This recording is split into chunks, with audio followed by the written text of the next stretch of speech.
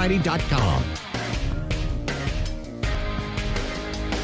Well, the Yannick Ngakoue deadline is coming up soon, in an hour, to get an extension done. Newsflash, my house I will not lose today. He is not getting a contract extension from the Jacksonville Jaguars, although there are some reports out earlier today with updates on the Jan situation. We'll get to them, and we once again will talk about the Ngakoue situation and where it leads for the Jacksonville Jaguars and also for the player as well. What is the end result? I still will say this. It's a matter of not if he gets an extension or not, but if he decides to not play this year or not. That is really the main question at hand when it comes to Yannick Ngakoue. Meanwhile, we're just out of the NFL newsbreakers, Adam Schefter being one of them, that Derrick Henry could be on the verge of a long-term deal with the Tennessee Titans. I'm not sure anybody saw that coming. As of yesterday, it looked like he might be playing on the tag. Well, here we are as we get closer and closer to that deadline. Maybe something is getting done in Nashville with Yuli's own Derrick Henry. Brent Martineau on the road once again, back of a pickup truck, 2 umbrellas, the computer on ice in the cooler because it's 95 plus, watching a little baseball from the parking lot. Meanwhile, Action Sports Jack studios filled with Austin Lane and Justin Kuzart. How you doing, guys? Not too shabby. Probably a little cooler than you are right now, but you know how our studios ran. Kuz's section is like minus 20 degrees, and my section's like 85 plus. So I'm be sweating a little bit today, but probably not as much as you do. Yeah, there's a guy behind me here, actually. He's like tugging a boat along, and this boat looks really nice. I'm thinking about just asking him if I could sit in the boat. Now we're talking. Are we talking a fishing boat? We're talking like a wakeboarding boat? What kind of boat we talking? This is, I would say, a fishing boat primarily, but it's a pretty good-looking boat. It's got a heck of an I'm not a boat expert. Sure. But that engine says more than fishing to me. Okay. So it's got some horsepower behind it. We've got some horsepower behind us as well. Obviously, the Yannick Ngakoue situation, something that was a topic this morning when Ngakoue's camp shared, at least with Schefter and some others. I think Tom Pelissero has since said something as well about the situation regarding Ngakoue. So we'll get into the details of that, what's going on. We also have some other topics outside the extension deadline. We'll keep an eye on Derrick Henry's situation. But Cam Newton in New England, how different will the Patriots look with Cam Newton as their quarterback rather than Tom Brady as their quarterback? And I guess this is more of how creative do you think Josh McDaniels will be? How creative do you think Bill Belichick will be? Will they look like an entirely different team with Cam Newton at the helm here in 2020? I think it's one of the interesting questions surrounding the New England Patriots. Another topic for today is some of the young stars of the game. There's a young golfer that is doing things and capturing people's attention. So could he be the next Tiger Woods? We asked that question one more time. What about baseball? All the young talent. Who's the next star in baseball? And I'm not talking Harper and Trout and those kind of guys, but who is the next real star, maybe the face of baseball? I think football's a little more difficult to answer this because it feels like we're already there. Is it Lamar Jackson and Patrick Mahomes? Those guys are pretty young. It's hard to get much younger than that. Second and third year players in the NFL, and they've already captured the league by storm. So we'll take a look, NBA as well. Who is it? Ja Morant in the NBA? Is it Zion Williamson? Who are the stars of tomorrow when it comes to some of the sports that we love to see as we get closer and closer?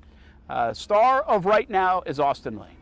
Has to be. Oh, wow, man. That's a pretty prestigious title that I'll take it. But, I mean, thanks for the props. Right on, I guess you would say. Listen, when we're talking about stars, I mean, it's funny, right? Because then we'll break it down later a little bit. But, like, obviously you can throw Giannis up there because he's only been doing it for, like, 2 or 3 years. But you have to ask yourself, well, is he already a star? I mean, he's a former MVP, the reigning MVP. So I guess I kind of had some different criteria in making my star. So I'm curious to see exactly where we're all at as a group here and how many answers are going to be the same. I think that's cool, too. I think that's what is kind of neat about this topic. Does a star mean wins everything? Does a star mean what a brand becomes a household name, becomes like almost like The Rock, right? A wrestling star that became a movie entertainer star. And I don't know if we see that in sports per se, but you get my point from a brand standpoint. So a lot of different ways to go. Madden has ranked the 21 players for the Jacksonville Jaguars, or I'm sorry, Madden 21 player ratings. Boy, that was an awful sentence. That didn't make any sense. Madden 21 player ratings for all Jags players. Where are they? We will check that out. And I just saw some news, and I'm sure you did too. Do you see Tommy Tuberville, the former Auburn coach? He won a runoff and could be headed to the Senate. Still got another vote to win.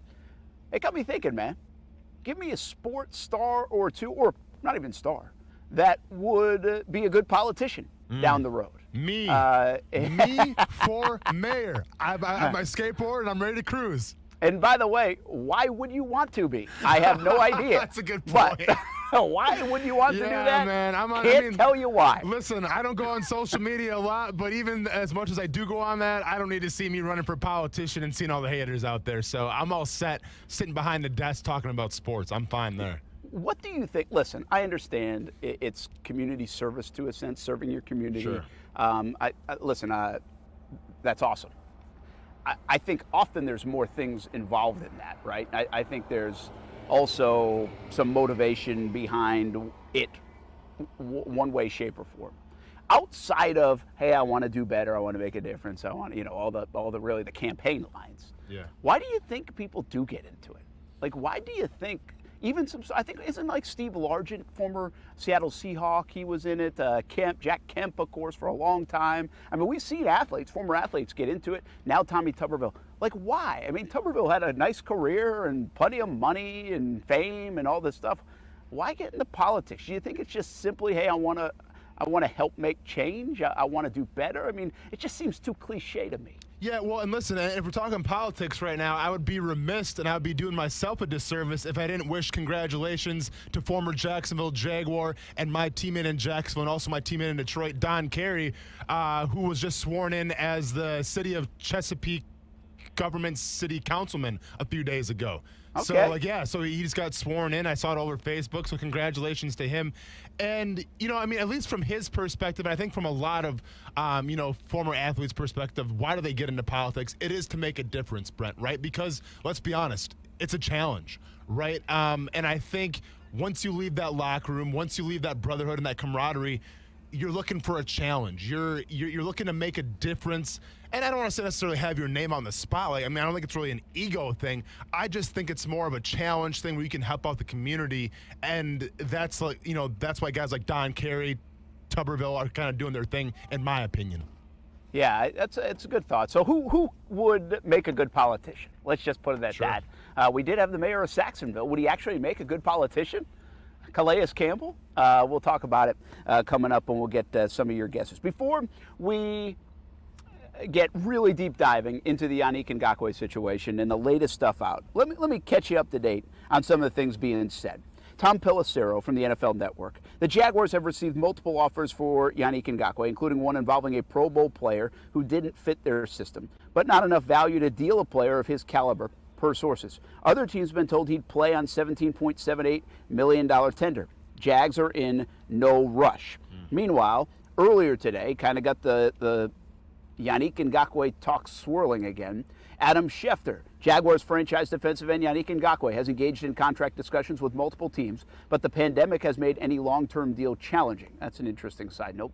Teams have said Ngakoue has been flexible about playing on tag elsewhere or signing a long-term deal, and a new contract for him would not hold up a trade. The holdup so far has been Jacksonville's unwillingness to agree to a trade for a player who has vowed to move on from the Jaguars. All right, we do not have to be investigative reporters to know this. And this is not a knock or a criticism or anything. This is coming from Yannick Ngakoue's camp, absolutely his side, putting some things out there of just kind of the latest on the situation, which, hey, I'm okay with that. That's fine. That's good. We get an update on it. I like it. The Jags aren't going to tell you anything publicly, officially, on the on front until something's done or something happens, like a signed franchise tag or an extension of some kind or a trade of some kind. And so none of those things are imminent and none of those things have happened. What's your read as we get more Ngakoue news today, or at least a sprinkling of it, Same old for you, Austin, or is there a turn at all in anything that's being said today? No, I mean, it's kind of business as usual, I think, from my standpoint. I've been pretty adamant saying that I don't think Yannick Ngakoue is going to sign the franchise tag at least anytime soon, and it's definitely not going to be today. Keep in mind, he can still show up for the first game, sign it, and still make all of his money if he wanted to. Now, I think maybe there might be a bonus that he'd be missing out on during training camp a little bit. I'm not sure, what the fine print says in the contract language. But for lack of a better word, he's in no rush right now to get to Jacksonville, okay? And if he is really concerned about getting his $18 million, he can wait until training camp's done with and the season starts, which I think most people would obviously do. Most players would obviously do. To me, it's not a situation like last year where he showed up a little bit, kind of unexpectedly, if you will. I think he showed up during OTAs a little bit, kind of left, and then came back again. I don't expect to see that this year, okay? I think he's kind of dug his feet in the ground where it's like, either you figure this out or I'm not going to show up. Now, once again, I think the big date's going to be, does he show up for game number 1? Does he collect that entire franchise tag? We'll see. But I'm not surprised right now. On the other side, though, when we're talking about, some teams being interested in the trade proposals, we're talking about maybe a Pro Bowler getting involved in the trade deal, according to Tom Pelissero. Well, now that kind of perks up my ears a little bit. But when you say Pro Bowler, that can mean anything. It can be a Pro Bowler from last year. It can be a Pro Bowler from 5 years ago. So unless Tom Pelissero wants to get a little more in depth with it, it doesn't really trip my trigger whatsoever. But I think the biggest thing right now we have to understand here, Brent, is that obviously Dave Caldwell and the front office, they have all the power. But what I'm worried about is, yes, you have the power right now, but you can't let it go to your heads, because keep in mind, you didn't want to pay Yannick Ngakoue that $19 million or that $20 million that he was asking for 2 years ago. So you kind of have a view of where you see him. My point is, if a team offers you maybe like a first-round pick or something, in my opinion, you have to pull that trigger then. Yeah, and that's the thing. What's going to be offered out there, it isn't good enough just yet for the Jags. That is the bottom line, because they would have pulled the trigger if it was good enough. But what is good enough? I mean, have they made this impossible to even talk to other people, for his agent to find some dance partners? Are they stuck in the sand, maybe even more than Yannick Ngakoue stuck in the sand? Let's get to the Yannick Ngakoue front. We're going to take a timeout all the way from Hoover, Alabama to Jacksonville, Florida. This is the big story today. Yannick Ngakoue, a sprinkling of new information. What we know about the situation, what benefits the Jags. Do we just lose Brent? Perfect timing. We almost had it. Maybe he's overheating again. Well, I guess let me go ahead and piggyback off Brent Martineau's stuff real quick. Hey, we got Yannick Ngakoue coming back on the show after the break. ESPN 690. Well, not him. Well, no. We have Yannick Ngakoue talk. I messed that up completely, but you know what I'm trying to say. We're going to talk about Yannick Ngakoue next year after the break.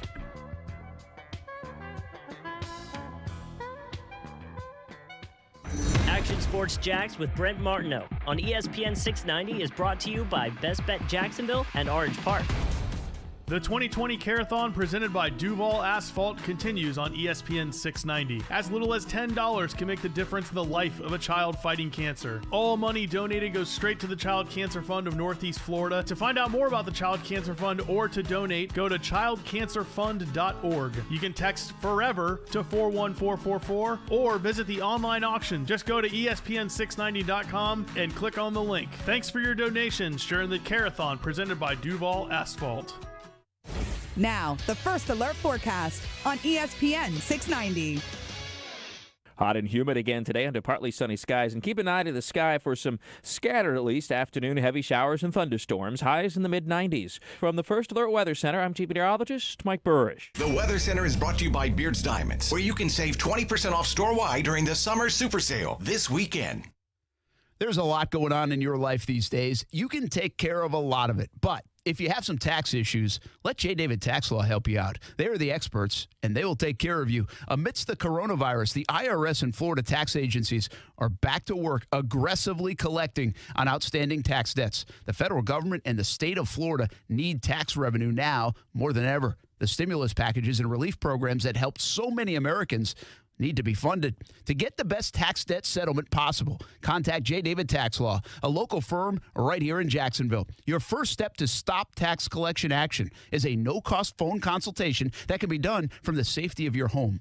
J. David Tax Law has systems in place to resolve your tax problems, and you don't have to come into their office if you don't want to. The fastest way to get started is to call 904-507-4777. Peace of mind, only a click or phone call away, 904-507-4777, or visit jdavidtaxlaw.com. You don't want just any old sale. You want the biggest sale with the biggest savings ever, right? Then you need to see my friends at Arlington Toyota today, because they're having the one big-time sales event. Want low payments and zero down? Then get to Arlington now, because during the big-time sale, they have over 100 quality pre-owned cars you can buy at zero down and $199 a month. That's no money down and $199 a month for over 100 pre-owned vehicles. How about choosing from 50 quality pre-owned trucks and SUVs that you can buy at zero down and just $269 a month? That's no money down and $269 a month with over 50 pre-owned trucks and SUVs. Plus, with Arlington's Credit for Everyone program, if your Beacon score is from 450 to 850, Arlington's getting almost everybody approved. You even get Arlington's 30-day exchange policy for total peace of mind. That's 30 days to love it or exchange it. What are you waiting for? It's the one big-time sales event going on now at Arlington Toyota, 10939 Atlantic Boulevard, or online at arlingtontoyota.com. Visit arlingtontoyota.com/big-time-sale for full details. This message is brought to you by Community First Credit Union. Stop for a minute. Relax. Take a breath. Jacksonville is going to be just fine. Things are changing, and change can be difficult sometimes. Change in how we live our lives, how we run our businesses, our jobs, our kids, our schools, our neighborhoods. But this is Jacksonville, and you won't find a more dedicated, compassionate, and caring community anywhere. From Nassau to St. John's, from West Side to the beaches, God knows we can weather a storm, and we can get through this as well. All of us at Community First realize that no one has all the answers to what we're facing. But after more than 80 years in Jacksonville, we do know this. Things get better when people stick together. So that's what we'll do. And we'll get through this to a better, brighter future in Jacksonville. Federally insured by NCUA. At Action News Jax, we tell a weather story that's really built just for you. Most of us have lives that take us out in the elements for work, for play, or just getting from point A to point B. And that means you need to be ready to get through your day. I'm Action News Jax First Alert Chief Meteorologist Mike Burrish. Our team of meteorologists didn't go to school just to read temperatures. We do this so that the people that trust us know exactly what to expect today, tomorrow, and the next day. Action News Jax First Alert Weather Team. We're here for severe. One-to-One Financial is Jacksonville's hometown credit union, and we've been helping people improve their lives and start businesses in this community for more than 85 years, longer than any other local institution. Like our name says, we work one-to-one with everyone, no matter their background, and we offer the best rates on loans and savings accounts, free debt counseling, plus no-cost financial planning. Learn more and join us at one-to-one-fcu.org, federally insured by NCUA. Deep into the summer months in Northeast Florida, hotter weather means your family should be drinking more water, more clean water. With a Connecticut system from CGC Water, they remove up to 99% of contaminants. That's clean water. CGC Water is offering a free A200 reverse osmosis drinking water system with the purchase of a Connecticut Premier softener. Connecticut Premier softeners are non-electric and have twin tanks, making them super efficient, saving you money. Schedule your free water test today. Get peace of mind knowing your family's water is safe water. CGC is taking extra precautions with in-home visits following CDC guidelines, including no contact sales and service appointments, with all employees wearing masks and gloves at all times, and employee temperature checks every morning before they send out their team into your home. Remember, a free A200 reverse osmosis drinking water system with the purchase of a Connecticut Premier softener. Call 904-552-1242 or visit cgcwater.com. CGC Water Treatment, your local independent Connecticut dealer. There's a lot going on in your life these days. You can take care of a lot of it, but if you have some tax issues, let J. David Tax Law help you out. They are the experts, and they will take care of you. Amidst the coronavirus, the IRS and Florida tax agencies are back to work aggressively collecting on outstanding tax debts. The federal government and the state of Florida need tax revenue now more than ever. The stimulus packages and relief programs that helped so many Americans need to be funded. To get the best tax debt settlement possible, contact J. David Tax Law, a local firm right here in Jacksonville. Your first step to stop tax collection action is a no-cost phone consultation that can be done from the safety of your home.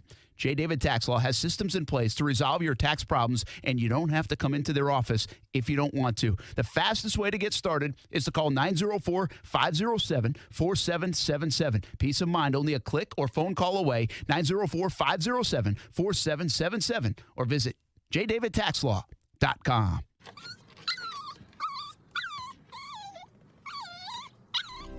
After a long day, having my dogs greet me at the door with their silly smiles and wagging tails makes me happy. I want to keep that joy with me for years to come. That's why I trust Forever Vets Animal Hospital to keep my pets healthy. Forever Vets was voted 2019's best vet in Jacksonville Magazine's Readers Poll, and it's easy to see why. The affordable wellness plans are tailored to meet all of your pet's changing needs as they grow. Open 7 days a week, Forever Vets friendly staff is available to treat you and your pet with care. They combine extended hours with online booking to allow you to give your pet quality care while accommodating your schedule. Go online to forevervets.com to find which of their 9 locations is nearest you. And don't forget their newest location in Bartram Market. Forever Vets Animal Hospital, keeping your pets happy and healthy forever.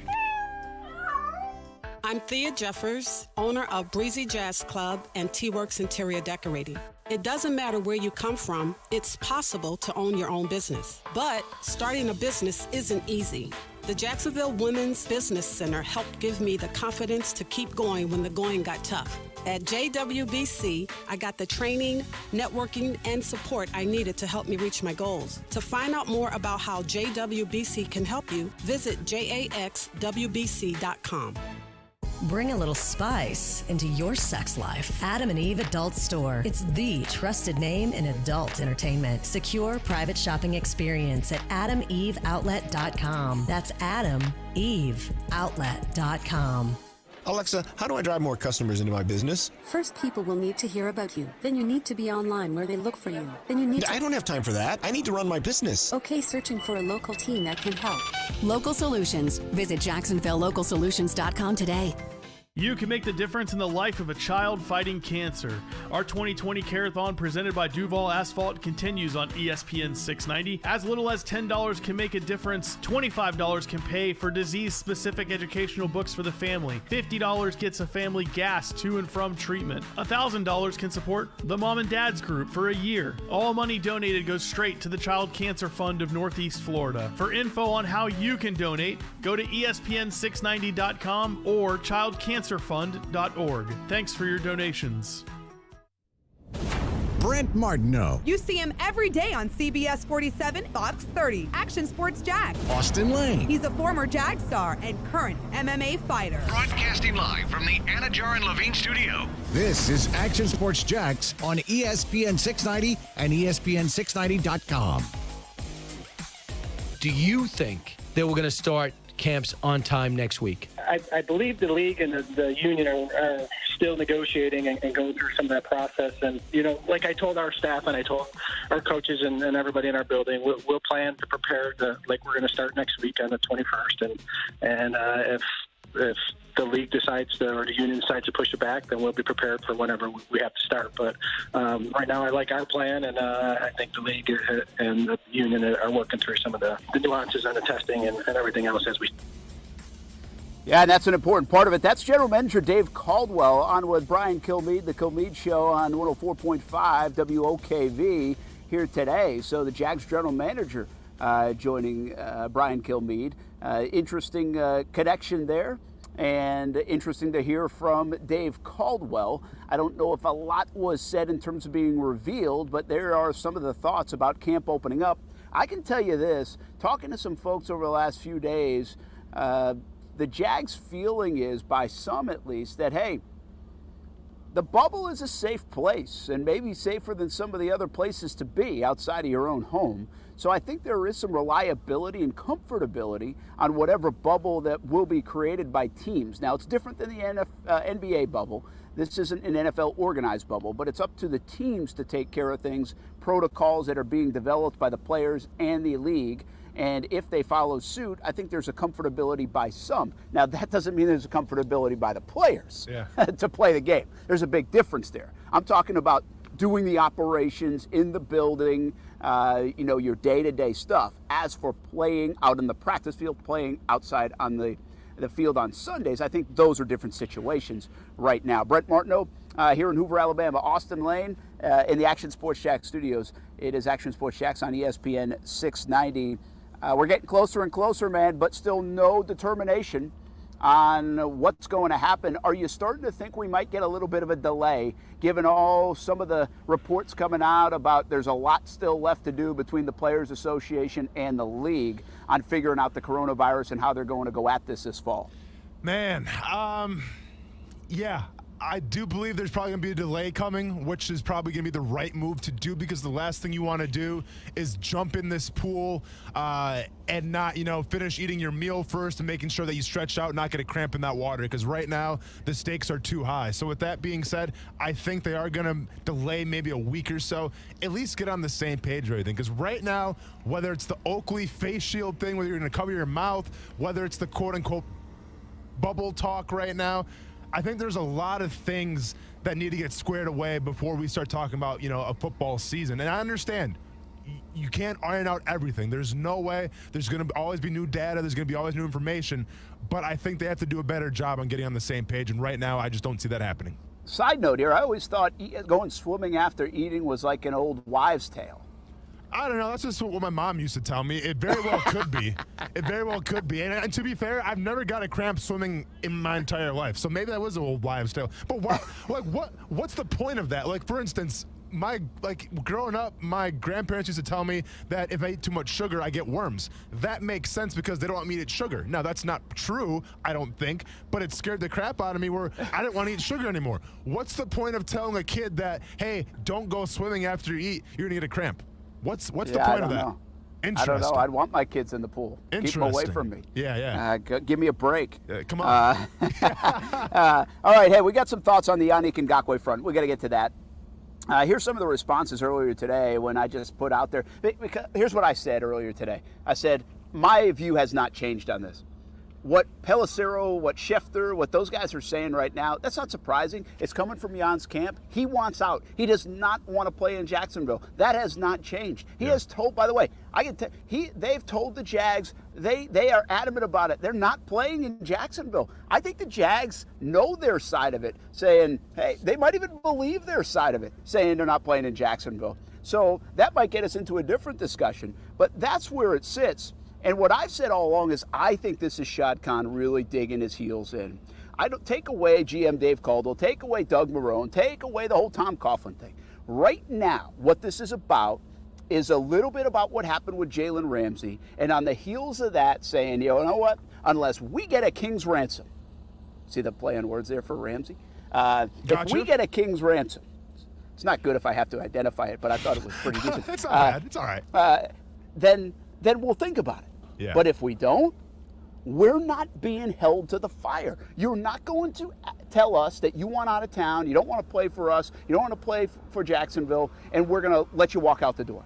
And you're not doing that twice in 6 to 8 months or a year's time on my watch. That's what I think Shad Khan is saying. So I have not changed there. I think he is stuck in the sand. I think they're willing to sit on this franchise tag. If he sits, he sits. They drafted Caleb Chase on, although I think that was more happenstance than to kind of put a checkmate on Jan, but it kind of did in this situation. The Jags are okay at defensive end if they have to. Would they be better with Jan? Absolutely. But I think that's where the Jags sit. So when I said that, we got some responses, and it was A.G. Genkarski said exactly right. Jan could make the difference between 1-15 and 3-13 this year. Well, I don't think that's what the Jags are thinking. Jax Dan says, what I find hilarious is Jan thinks of himself as a top 5 edge rusher, but also thinks the Jags should just give him away. What does he think top 5 edge rushers are worth on the trade market? He has played this so bad, according to Jax Dan. Love Hyphen says Jags have to stand firm or it will be a revolving door of bending the player demands. Hate to see it, but Jan plays in teal or sits out a year if there is a season. Just give you a couple more here. Mike Diaz says, worst job by an agent in a while. Ngakoue already lost out on over $10 million last year. No way he ever makes up what he lost. You know, that's a common thread a lot of times, the make up what you lost thing. That was the whole deal with Le'Veon Bell. They make so much money now. That kind of falls on deaf ears with me. I get what they're saying. Sure. And I've actually played the argument before, but they make so much money, man. You always say it. It's what the money says. And you know what? If he ends his career and he made $70 million instead of $80 million, his standing on his principle and what the money says makes up for that $10 million, no problem. Because you know what? He doesn't need the damn $10 million in the long run. Yeah, without a doubt. So maybe you can't go buy another Bugatti. It's going to be okay because you still have your principles. So move on.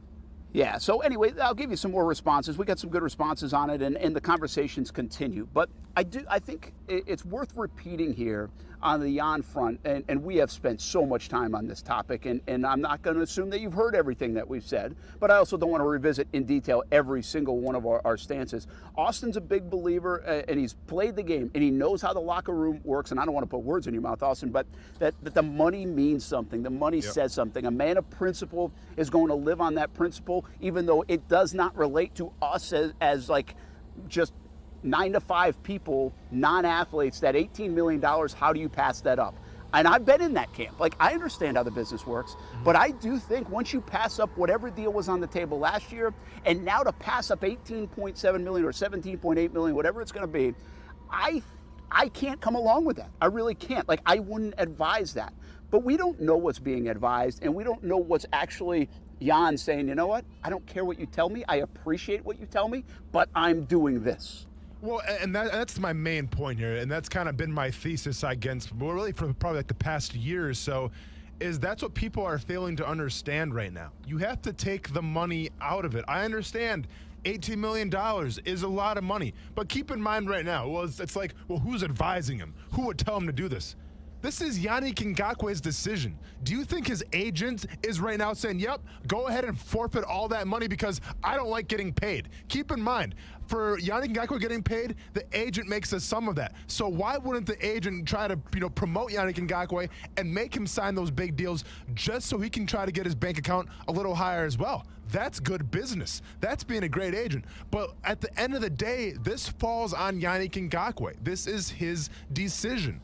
And I understand, once again, $18 million. $18 million. It's kind of like the buzzword right now.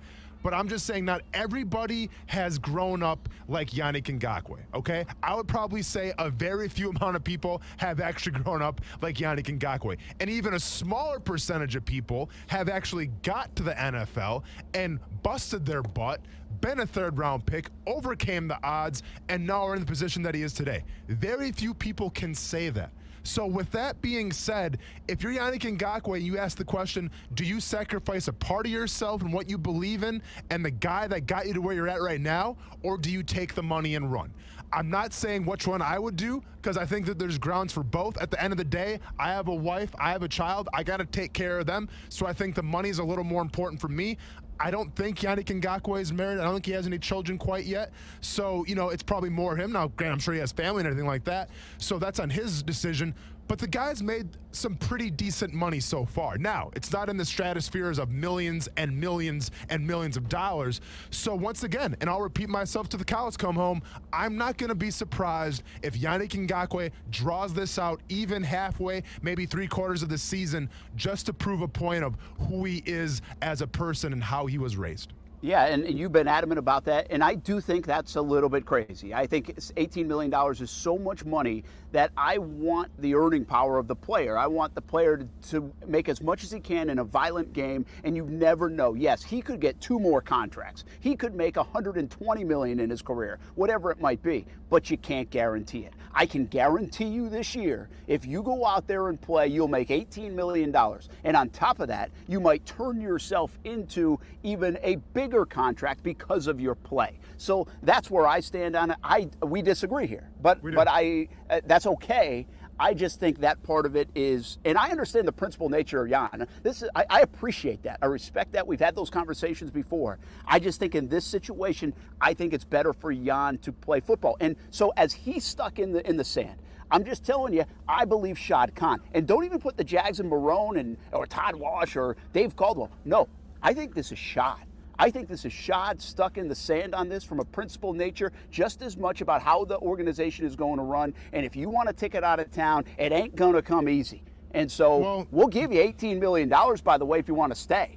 But if you want to get out of here and you want the first bus out, well, it's going to take a whole heck of a lot to get you out of here. No, I understand that, but to me, you cannot have it both ways. You can't give Calais Campbell a discount, trade him to an AFC opponent for only, a 5th-round pick, a Pro Bowler in Calais Campbell, a pillar of your team, a staple in the community. I get had a high price tag, but could do a lot for those Jaguars rookies coming in right now. You can't trade him away and give him a discount, but then ask for a king's ransom with Yannick Ngakoue. To me, you can't have it both ways. Now, I'm not sure what the Jacksonville Jaguars have been offered. I don't know if it's a first-round pick or not. I hope it's not a first-round pick, because if that was the case, I would tell them to jump on that deal ASAP. We don't know what the Jaguars have been offered yet for Yannick Ngakoue. But all I'm going to say is, listen, Yannick Ngakoue right now is kind of staying true to who he is, and I think Shad Khan's doing the exact same thing. The point of the matter is, though, that if Shad Khan continues to stay true to who he is and be stubborn, well, that's only going to get you so far, because it could get you Yannick Ngakoue off the field, and maybe that's fine for Shad Khan, but I'm saying I'd rather have a first-round pick for him, so at least I have some kind of capital in the future to make it right.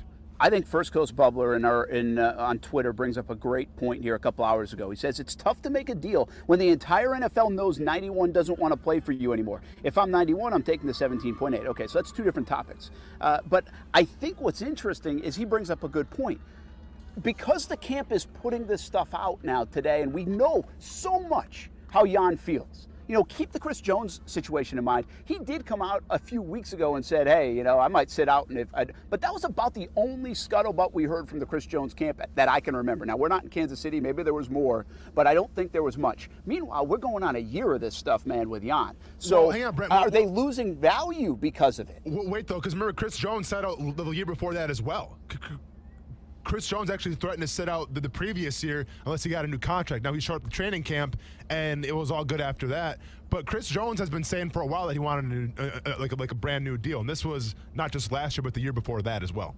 Fair enough. A good reference point, too. And even Jan doing what he said in camp last year, or sitting out for 11 days, that's business as usual. That does fall in line with the Chris Jones stuff. But we have seen some unusual business as well from Jan at times. It's now going on more than a year of it. There's been some interesting tweets. There's been a run-in with the owner's son.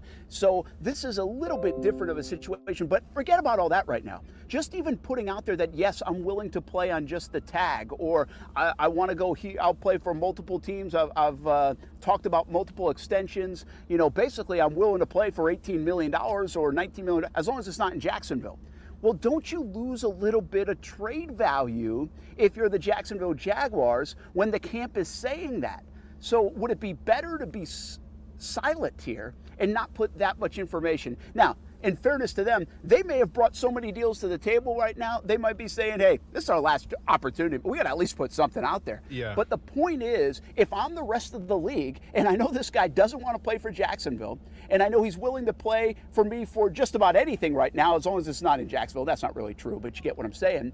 Well, why am I going to offer a lot? If I've got a guy if I'm Cleveland, and I'm interested in Jan, and he says, yeah, I'll play on the tag, no problem. We can work out a long-term deal later, or maybe we don't even get it done. Well, I sure as heck ain't going to give up a first-round pick for that, because I might not even have him for more than a year. So you see my point? Are they losing part of the deal, the value of the deal that the Jags are looking for, the compensation, because of some of what's been leaked out there, even just today? I mean, listen, I think in the case of today, it's the Hail Mary, right? Because time is of the essence right now.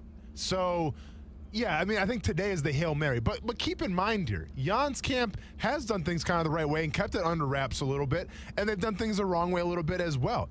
But at the end of the day, if there's a demand for that player, it doesn't matter what you say. Jalen Ramsey quit on his team essentially, had maybe a back injury. We're not really confident how hurt he was, and the Rams gave up a king's ransom for him. So if there's a demand, teams will come to the fire and be like, all right, we got him, man, because we can't afford another team to take that guy. So I don't agree with where, had they played this wrong, if they were quiet, will they have seen better results? I don't think so. I think it all depends on the demand. And for whatever reason that we've talked about here the past couple months, the demand for an edge rusher right now, it's not that high. Now, keep in mind, Myles Garrett just got his money, so it's going to drive, obviously that price tag up a little more. But truth be told, it comes down to demand. To me, it doesn't come down to the optics of how you come across of wanting out. It comes down to how bad do teams want you and how bad are teams willing to sacrifice via trades, via, trading their own players away. And right now, we haven't seen that for Yannick Ngakoue. I'm just saying, man, if I know you need to sell your house, and I know you need to sell it, why am I offering as much as I can offer? Why am I even coming close to what I can offer? Because somebody else could buy it. Well, you got 31 other people. That's a decent chance worth taking. And by the way, you really don't. You might have 12 other teams or 12 other people because they've got to be able to afford $18.7 million this year on that signed franchise tag or rip it up and get a new extension. So you are eliminating your pool. So if I know 30 other people can afford your house, well, and 15 others just bought one, well, now my pool is shrunk. Why don't I just wait even longer and longer if I'm a team, like to the trade deadline, when I think even the Jags are desperate? Then I'll go offer something, and then maybe I'll get a steal of a deal with Jan. I just see no rush by other teams to go get a deal done. One other thought, too, the compensatory pick, that if they let him walk at the end of next year and he signs a long-term extension, they're going to get a third-round draft pick. What would that be, like in 2021 or 2, whatever it would be? So you got to beat that if you're another team. They're guaranteed to get a third-round pick even if they let them walk. Yeah, I agree with you. But listen, once again, it's how bad do you want the house? Are you willing to say, you know what, I'm going to wait a little bit and maybe I don't get the house and so be it? Well, that's fine then. You might miss out on it. I'm just saying if there's going to be a demand, to me, it doesn't really matter. One last thing on the Jan front, at least for now, and welcome your calls, 904-362-9901, star 690. I want to revisit the report from last year on Jan's deal. What did it look like? I just want to remind you of it. Did it look anything like the Chris Jones deal that he just signed? We'll get to that next. Action Sports Shacks on ESPN 690. First Take, your take.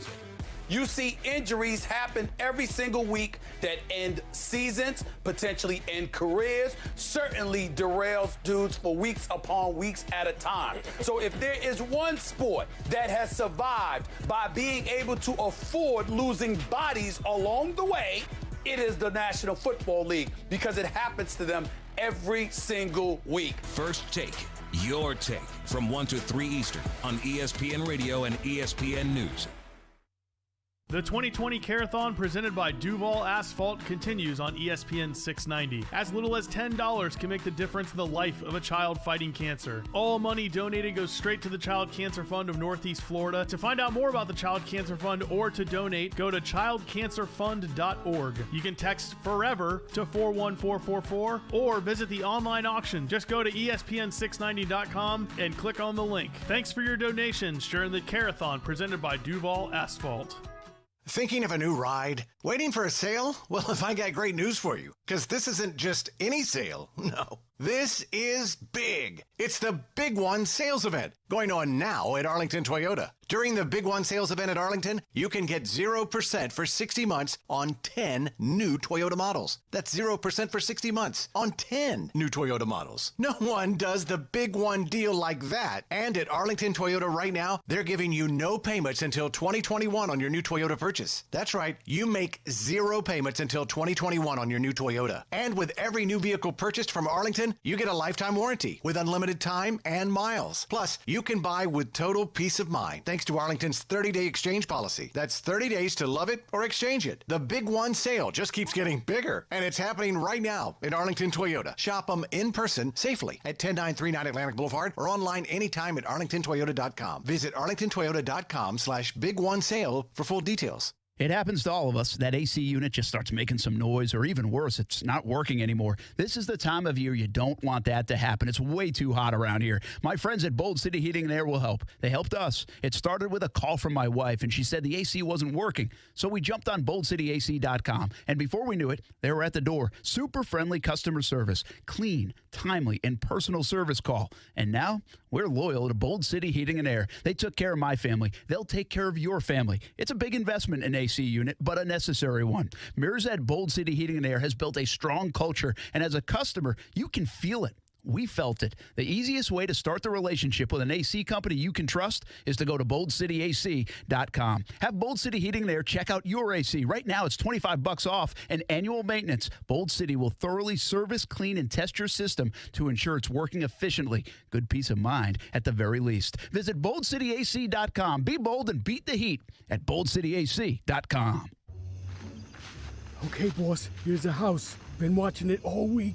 And you're sure it only has a big blue alarm system? Yep. That means we should have all the time we need. Yeah, still can't believe Big Blue Alarm is allowing their employees to monitor alarm systems while they're working from home. Yeah, let's see, how many times do I get distracted when I'm at my house? Right? Well, let's just hope the Big Blue operator monitoring this house just started binge-watching a TV show. Meanwhile, right across the street, Safe Touch is still as steady as can be with the fastest guaranteed response time anywhere. And that is why we're standing on the outside of the house with the Big Blue Alarm. Just following the Crooks of Us motto, stay away from Safe Touch houses. Yeah. All right, let's get busy.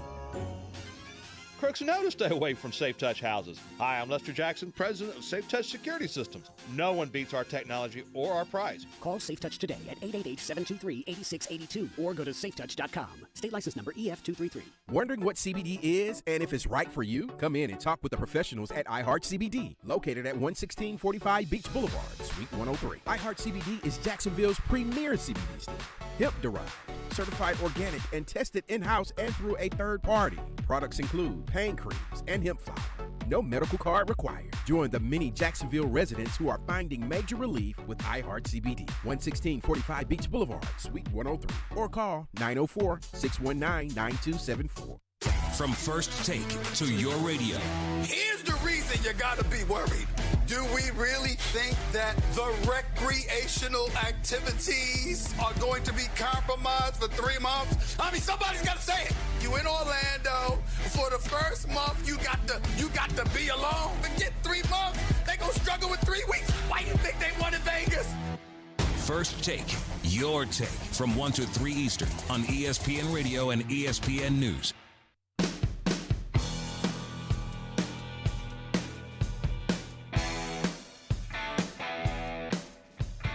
Now, back to Action Sports Jacks on ESPN 690 and in the TuneIn Radio app.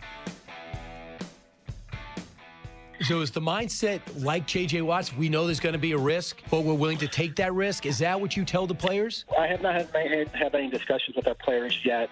I know this, and I've talked with my family, and I feel more comfortable about going into the facility than I do going into the grocery store or anywhere else, knowing that they're going to be vigilant with the testing and cleaning of the facilities, and it's going to be hard pressed to find a more pristine place, although probably not perfect, than what the NFL and the PA are going to put forward in terms of the testing and going into work and having to do it. And that's probably the one place where I may feel more comfortable. And trust me, I'm a little bit of a germaphobe myself, so I put a lot of thought into this.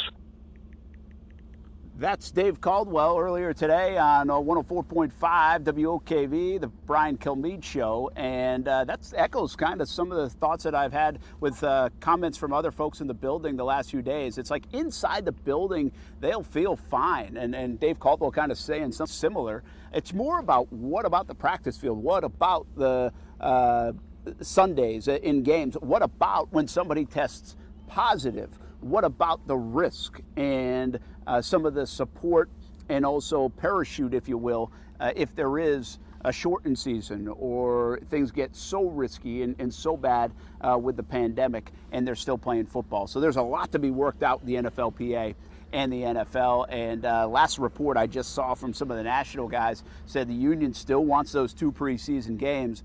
Austin, do you get where the union's coming from on the, I'm sorry, not the union, the The league still wants the 2 preseason games. Yeah. Do you get where the league is coming from? I get where the players are. I said that last week. Like, I understand that. I would want more time, too. Like, I wouldn't want the preseason games if I was the player. I want my 16 games, and I want the playoffs and the Super Bowl. Those things count. Don't send me out there when it doesn't count. But I do understand a little bit where the league's coming from. It's like, hey, we really want to try this out. You know, we want to at least, not to say you're guinea pigs here, but we need to figure some things out for Sundays in the regular season, for Thursday nights, Sunday nights, Monday nights. So we need some of these games to figure that stuff out. Yeah, from a player's perspective, obviously you want the preseason games because you want to get acclimated, you know, and try to play real football again. And obviously those guys are on the roster bubble. They make their living off those 2 preseason games. So players, yes, they should be for it. The NFL, they should also be for it because once again, it's almost like a dress rehearsal with everything going on right now. How are the games going to come across? You know, how is the pregame stuff going to be taking place? All these little intricacies that you may not actually see on game day that take place behind the scene. I feel like the NFL wants to make sure that they're ready to go. So by the time the regular season starts, it goes off without a hitch. I got you. Hey, do me a favor, okay? I want to do a little study here just for the next couple minutes as we finish up the Yannick Ngakoue situation and discussion. And we don't have to finish it up, by the way. Anybody wants to jump in, social media, Facebook, YouTube, Twitter, more than willing to do so. Call in 904-362-9901, *, 690. Again, we have talked about Yannick Ngakoue's situation so much over the last year and change, and we continue to do so. Today's a big day. The deadline looms in about 8 minutes. That's not getting done. My house is safe. The Derrick Henry deal is getting done, according to the national guys. Haven't seen any structure in terms of the money, but it looks like a 4-year deal for Derrick Henry. So we'll update you on that in just a few. But do me a favor, Austin, pull up the Chris Jones money that was reported, if you don't mind. Okay. Because what I want to do is I want to take a look at. Now, I also think this isn't apples to apples completely. Chris Jones put up some monster numbers, but he plays out of the defensive tackle position. So they're not like an edge rusher position for Jones. But he just got the recent deal, not a Myles Garrett deal. The Jags, here's what the offer from the Jags to Jan, which was reported. And I want to make sure I say that clear. This is not me being a mouth of the Jaguars. This is me just telling you what was reported by the national guys last year. And we have plenty of reason to believe these numbers were a shade inflated. Yeah. So that's what we figured out over last year. We think these numbers were a little inflated. How much inflated, that's up to interpretation. I have asked a lot of people about this.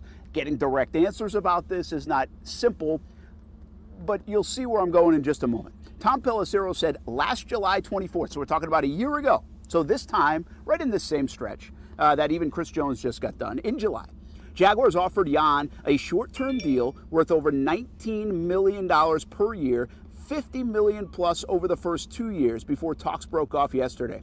Ngakoue not reporting with his teammates today. If when he does, it may be on his rookie deal. $19 million at the time, Pelissero said, would rank 4th among defensive ends behind Mac Lawrence Clark. Ngakoue due $2 million in his last year, his rookie deal, 29.5 sacks, 24 years old. We know all those things. Okay, so I want to make it crystal clear here. I do not believe that was the exact terms of that deal. I don't. I think without a doubt it wasn't the exact terms of the deal. Yeah, it was under $19 million. But so for the sake of our conversation here, let's just say it was $17.5 million, $18 million. Let's say 18. Is that fair enough, or do you want to go 17? You want to go lower? I'd probably go a little lower. I'd probably go 17. Yeah. Okay, let's go 17. And $50 million over the first 2 years. Now this says $50 million plus. I'm going to say let's go $45 million. So let's drop it down. So are we calling that $45 million in guarantees, or like what does that $45 million involve here? That's a tough call because it doesn't say exactly. Yeah. Now, Chris Jones got $60 million in guaranteed money against injury, I think it was, right, through the course of his contract. Correct. But the first 2-year money, according to Pelissero last year in this offer, was over 50. So I'm going to back it off because I don't know if those were exact numbers, and I don't really believe they were fully. So I'm going to back off and say it was $45 million over the first 2 years. Okay. What I want to do is, and I don't know, I just know the 4 years, $80 million or something on Chris Jones. So a year later, we know Myles Garrett just got $25 million a year. So that inflated things, and that's truly from a pass rusher position. But what about Chris Jones' deal? What does it say? Well, I mean, Chris Jones' deal right now, it says he's making $21.25 million per year on a 4-year extension. Okay, and any of those reports, did it say what he's going to make other than the $60 million guaranteed, what he'd get in the first couple years or anything like that? It just says that he's going to make $21.25 million per year. I don't know, like, what he's going to make the first 2 years. All I know is he's making $21.25 per year. Okay. Well, I'll dig a little deeper in it then, because the layout. I mean, because if Jan was making $19 million, he was really going to get more than that in the first 2 years. Is my point. Because of the guarantees. Yeah, so, that would have been $38 million. Yeah, as far as the first 2 years, I'm not seeing that here. All I'm seeing is that he got obviously the guaranteed money of $60 million, and then it comes out to about 21-something million per year. Okay. So. Well, that's not going to be, without the first 2 years, it's going to be a little bit moot. But because this Jan offer that was reported, again, I don't fully believe, but it was up around $50 million. Would you think their deals would be similar? Would he would be more like a Chris Jones type of deal than he would, say, a Myles Garrett type of deal, right? Yeah, I mean, I would say so, but keep in mind, like, the past 2 years or so, Chris Jones has been asking for at least $20 million a year. Now, he got a little more than that, and the contract right now makes him, I think he's the second highest paid 3 technique in the league behind Aaron Donald, obviously. So, like, he kind of got what he wanted and then a little more so. In terms of Yannick Ngakoue, we have to ask ourselves, well, what did Yannick Ngakoue really want? Like, did he want the $18 million? Did he want the $19 million? I don't think he ever requested $20 million, So I think we would agree here that Yannick Ngakoue probably fell between the 18 and 19 million mark. Now, maybe he wanted more. Maybe he requested more. I'm not sure. Obviously, I haven't heard that, and I haven't really read any official reports regarding that. But with that being said, though, I think in terms of the contract, it could have been comparable to Chris Jones, but I think Chris Jones actually wanted a little more even than Yannick Ngakoue did. Yeah, well, I think if you go back to the beginning of this stuff, I think $21 million was in the works for Jan. I think that because of because of Clark and Lawrence. Yeah, no doubt. I mean, $21 million, some even suggested $22 million, I think. Yeah. But $21 million was certainly in play for Jan at first. I mean, he wasn't looking for $18, $19 million. No way. He wasn't. My point, I guess, to this is, his tag's going to play $17.8 million. He would have been somewhere in the mid-40s of guaranteed money in the first 2 years. So let's just say he had accepted the deal last year. He would have, last year and this year, been already have earned $45 million. If he sits out this year again, he would not have earned hardly anything. $2 million on his rookie deal last year and maybe nothing this year. You're talking about maybe 45 or mid-40s, depending on where you want to see it. Sure. If he had accepted the deal versus $2 million over these last 2 years instead, if he sits out. That's kind of the point of the conversation. No, I got you. But just keep in mind, too, like, with his peers, like, for instance, so Frank Clark made he's set to make $18.5 million this up-and-coming season. The next year, $19 million. The following year, $20 million. So, I mean, once again, how much money did Yannick Ngakoue want a year? Maybe he was in the $20 million range, but I think it would be out of expectations in his point to call up for the $21 million when Frank Clark obviously made about $18 million last year. Yeah. Makes some sense. The dollar, until somebody tells us straight up what the heck the numbers were, the guessing game will continue. We'll talk a little bit more about Yannick Ngakoue, plus who are the next stars in all the sports. It's on the way on ESPN 690. You can make the difference in the life of a child fighting cancer. Our 2020 Carathon presented by Duval Asphalt continues on ESPN 690. As little as $10 can make a difference. $25 can pay for disease-specific educational books for the family. $50 gets a family gas to and from treatment. $1,000 can support the Mom and Dad's Group for a year. All money donated goes straight to the Child Cancer Fund of Northeast Florida. For info on how you can donate, go to ESPN690.com or childcancerfund.org. Thanks for your donations. Let's say you have ED, male impotence, or maybe you suffer from PE and can't satisfy your partner. If you have either or both of these embarrassing conditions, Prime Men's Medical Center has the solution. Meet Dr. Rabinski, a specialist in men's health. If you're experiencing ED or PE, Prime Men's Medical Center has custom blended medications designed just for you. There's no pain and no surgery. If you have diabetes, high blood pressure, or prostate issues, not a problem. If Viagra, Cialis, or Levitra have let you down, Prime Men's Medical Center has patients lasting 30, 60, 90 minutes or longer. You'll see results on your first visit guaranteed, or your visit is free. And best of all, it's affordable. For a private consultation with our highly skilled physicians, call 904-206-8105. We guarantee that you'll see results on your first visit, or there's no charge for your consult. Call Prime Men's Medical Center now at 904-206-8105. That's 904-206-8105.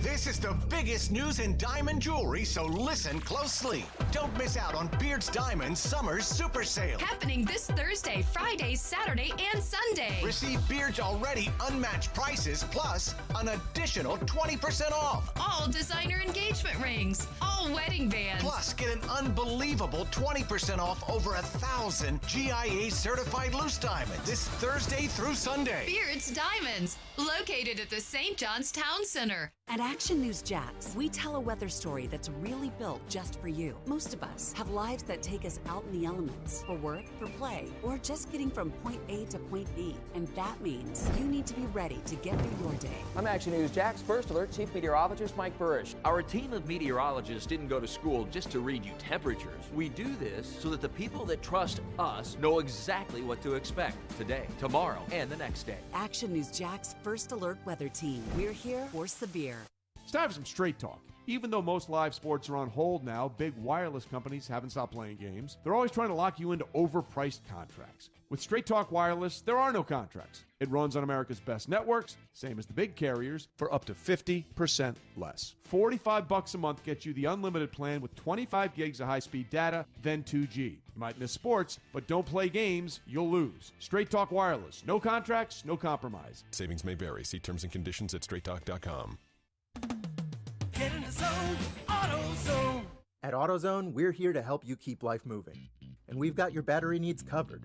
Whether it's in the form of a free test or just a free charge, we can help you start strong. And if it's time for a replacement, we've got a full selection of batteries starting at just $79.99. That's why we're America's #1 battery destination.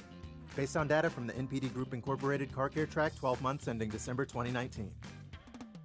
Get in the zone, AutoZone. Broadcasting live from the ESPN 690 Anajar and Levine studios. Anajar and Levine Accident Attorneys. Call 904-600-4000. That's 904-600-4000. ESPN 690, Jacksonville's home for ESPN Radio. WOKV Jacksonville. Listen live everywhere you go on ESPN690.com. ESPN 690, a Cox Media Group station. The 2020 Carathon presented by Duval Asphalt continues on ESPN 690. As little as $10 can make the difference in the life of a child fighting cancer. All money donated goes straight to the Child Cancer Fund of Northeast Florida. To find out more about the Child Cancer Fund or to donate, go to childcancerfund.org. You can text FOREVER to 41444 or visit the online auction. Just go to ESPN690.com and click on the link. Thanks for your donations during the Carathon presented by Duval Asphalt. Brent Martineau. You see him every day on CBS 47, Fox 30, Action Sports Jax. Austin Lane. He's a former Jag star and current MMA fighter. Broadcasting live from the Anajar and Levine studio. This is Action Sports Jax on ESPN 690 and ESPN690.com. John Harbaugh about 3 weeks ago came out and said what the league wants us to do is just physically impossible. Do you find it impossible? I don't, and that's the one thing that I challenge everybody in our organization is let's not find a reason why we can't do it. It's not going to be normal. Nothing that we do right now and the world is normal because of this virus. So let's look at it as let's find a way how to do it and not find reasons why we can't do it. Our employees, our coaches, everybody is looking at different methods, and some of these methods that we do may be long overdue and may be better for us and better for the team and better for football in the long run. That is Jaguars General Manager Dave Caldwell on the Brian Kilmeade Show, 104.5 WOKV earlier today. First time we've heard from Caldwell in a bit, and he's on the Kilmeade Show talking a little bit about what's going on with the NFL. And not that he has all the answers and everybody has the answers, or really, quite frankly, nobody seems to have the answers of the whole COVID-19 coronavirus, how it will impact the fall. But it did sound like, from what Dave Caldwell said in that interview, that hey, they're going on with this thing. It's on. Now, will it be delayed by a week or two? What kind of restrictions? How much time do you have to get the players and association and the league on the same page? We don't know any of those things, and I don't think Dave Caldwell made those clear either today in that interview. But there's a feeling that it's going to happen. I mean, they're going to give it a whirl. Yeah. And I know we've had mixed feelings, Austin Lane, but selfishly, I kind of like the idea of it. Just totally selfishly, I like the idea of having a football season. I've said this for a long time, ever since the beginning of coronavirus. And again, I do admittedly say this from a selfish reason. One, for what I do. Two, for our sanity. And three, just because. I think one of the key parts to normalcy in the second half of this year, of 2020, is football. That sounds crazy. And people be like, Brent, you're an idiot. Like, people care about football that much. No, really, I think they do. Like, I think people know what happens on Sundays. Like, I think Sunday is a church day and Sunday is a football day. And I think any sense of normalcy around that, and by the way, you could throw the ability to go back to church in there. You can throw the ability to go back to school, potentially, in there. If we have school and to some degree, some capacity, and the kids are in buildings and going to school. Yeah, I think it all kind of coexists to some sense of normalcy. And if it is, it's going to continue. If it doesn't happen, it's going to feel weird still. It's going to feel like we are in a pandemic. Well, because we are in one. My point only being, maybe even from an economic standpoint to some degree, because I think the NFL does help the economic engine of our country in a way. It's not the most important thing, but it does help. And also just from a normalcy thing, if we have football, Saturdays would be great, but definitely on Sundays, I think there will be a sense of normalcy that we really haven't experienced much of 2020 so far. No, without a doubt. I mean, football is king. You know, it's the biggest sport in this country, and it's water cooler conversation.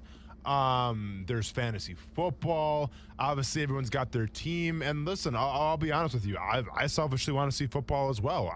I've already got in my head that College game day, if it's going to happen this year, is not going to be the same. Like, that's like my Saturday morning tradition. Me and my son watch College game day, and I'm going to cry because there's not going to be a big crowd out there, and it's just, I'm not going to have, Big and Rich singing the song to lead us in the show. It's going to feel completely different, and I'm probably going to cry about it because, like, that's my normal. That's what I'm accustomed to, and anything this year has been anything but normal. So I get what you're saying there, Brent. I also like the fact that Dave Caldwell seems to kind of have the right attitude right now on where his team's going to be for this whole thing, right? Because, yes, we want to speak into existence. We want to be optimistic. We want to play football. Dave Caldwell wants to play football. But I like his answer when it was like, listen, nothing's normal right now, and we can either complain about it, we can either complain and say, well, we can't stay 6 feet apart in the locker room, we can't abide by these rules, this is ridiculous.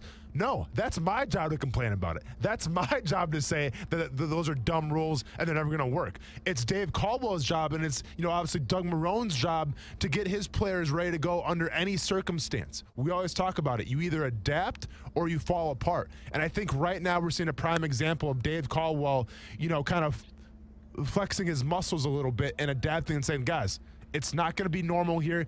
That's okay. Let's just do it to the best of our abilities and get ready to play some football. I like that from Dave Caldwell.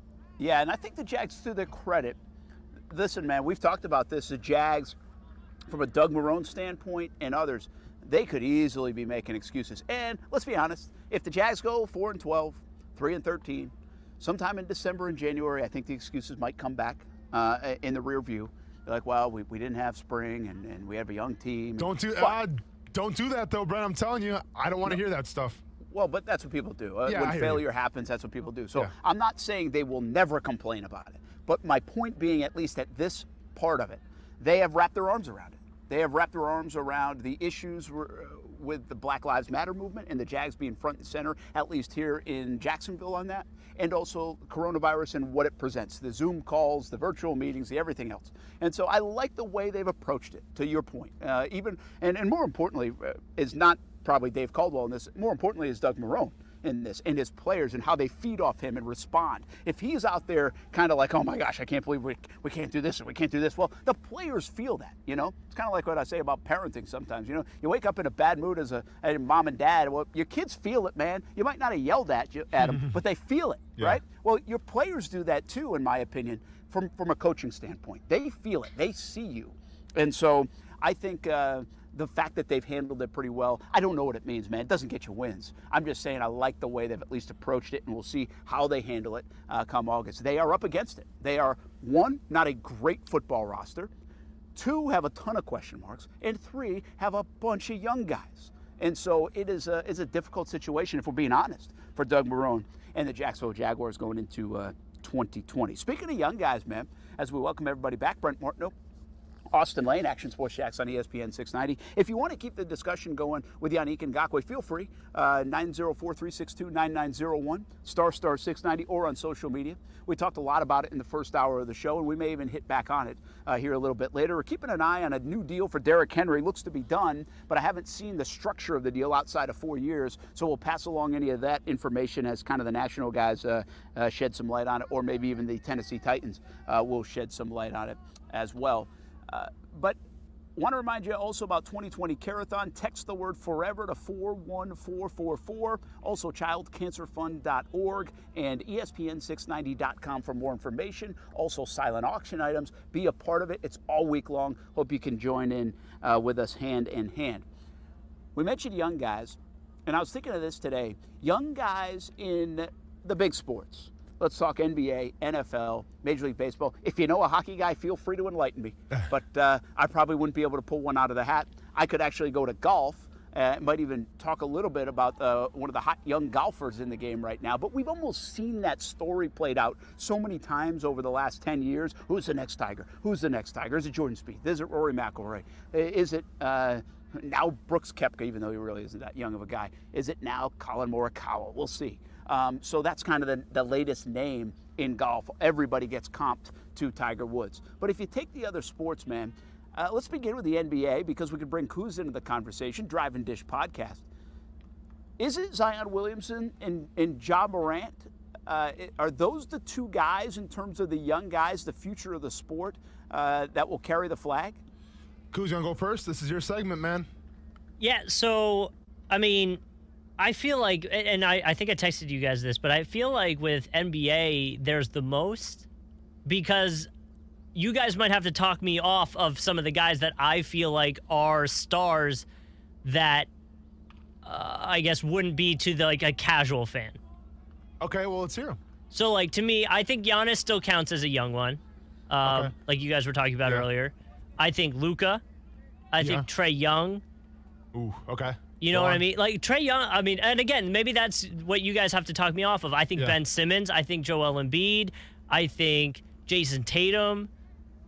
So that's where I'm at with it. Here's where let me jump in, okay? Because you guys admittedly even watch more of the NBA than I do. Yeah. But I'm going to, and Kuz's a huge fan of it, does the Drive and Dish podcast. Take a listen to it, subscribe to it, by the way.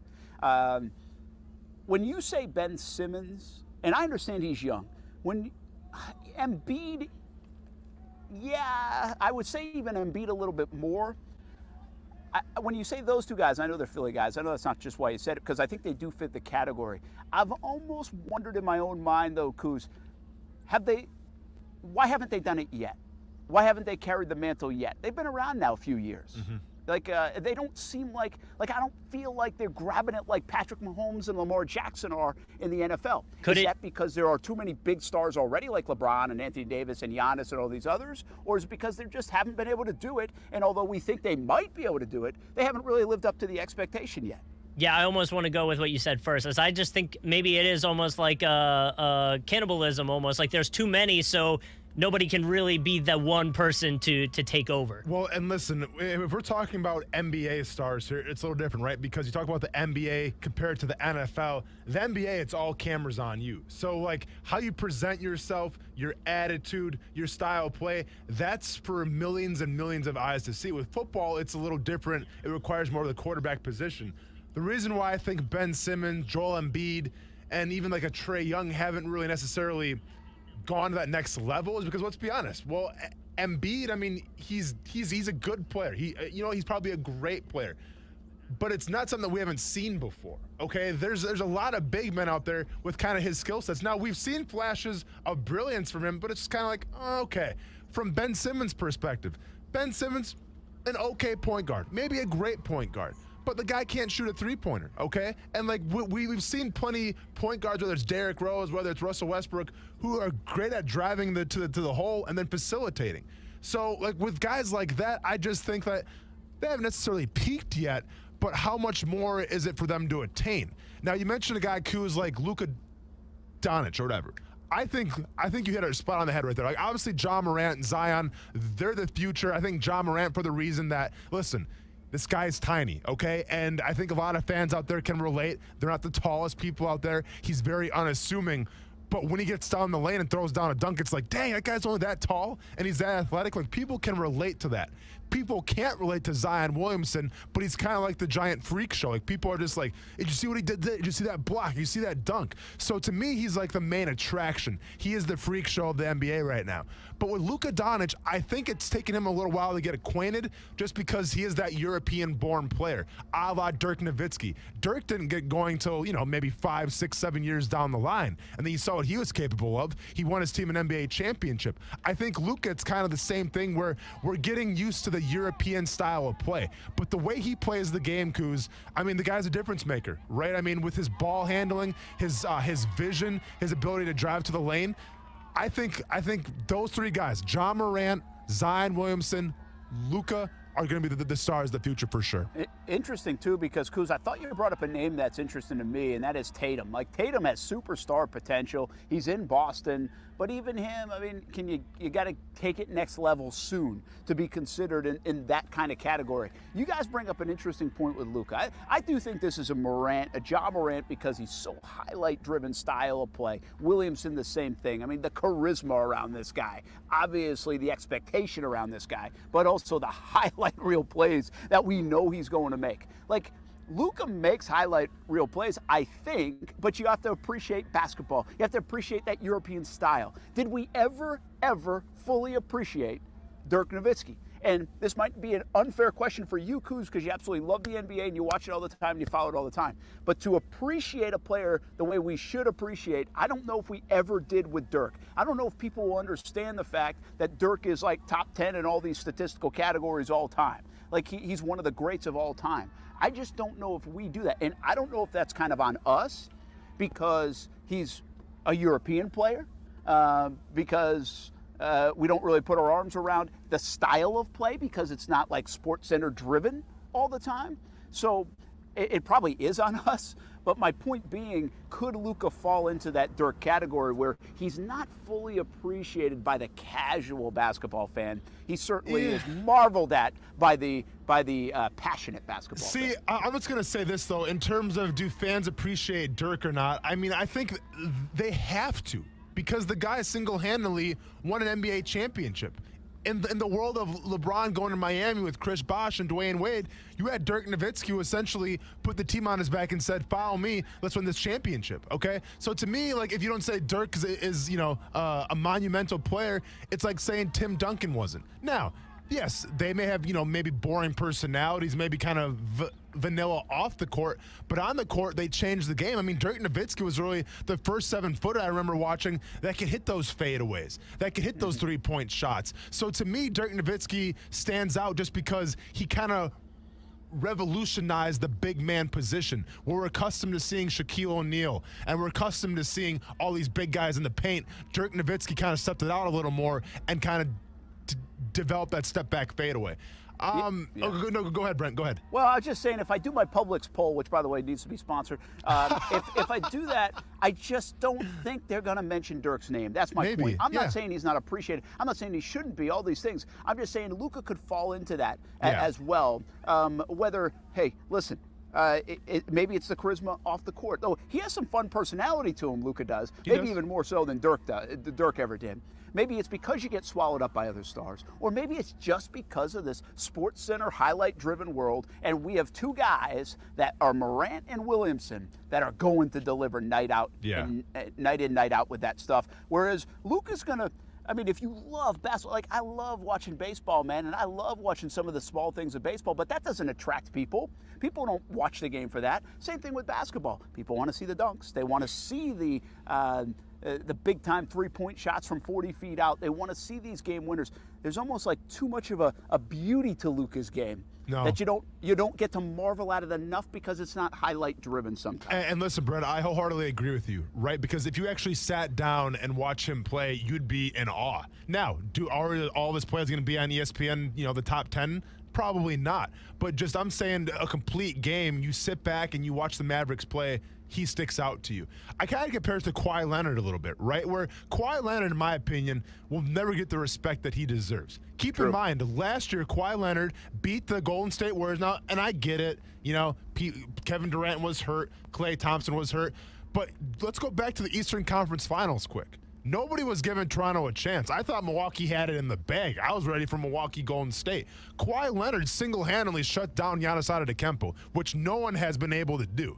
And Kawhi Leonard came in and said, I'm up to the challenge. Come on my back and let's go. And he won an NBA championship for it. But we don't really see Kawhi Leonard being celebrated a lot just because obviously he's got a pretty bland personality. He's sponsored by New Balance, do the math. But also just from the standpoint of his highlights, I mean, yeah, maybe he has a dunk here or a game-winning shot here. You can ask Kuz about that one against the 76ers. Going to break his heart again. But all in all, Kawhi Leonard's just kind of an under-the-radar dude, and I kind of see Luka kind of the same way. I do wonder, though, if Kawhi, and that's a good comparison, by the way. I think you're right on so many levels, and maybe the bottom line here is if you don't have this gigantic personality, smile, etc., good in front of a microphone, then maybe we don't fall in love with you the way we should. We don't, as sports fans, appreciate your game as much as we should, and that's probably real. I think there is something to it. I will say the difference right now, and this is how you elevate over that status, the difference maybe in Kawhi's case is he does have that shot against Philly. I will forever remember that shot by Kawhi Leonard. And now he has the LA market with the Clippers. If he had hit that shot in LA, I think we would even put him on a different pedestal. Sure. He hit it with Toronto. And while you could say, wow, that's pretty awesome, man, what he did to bring Toronto that championship, what he did and carried them, essentially, it was unbelievable. But, again, I go back to, do we appreciate it the way we should appreciate it? The answer is not.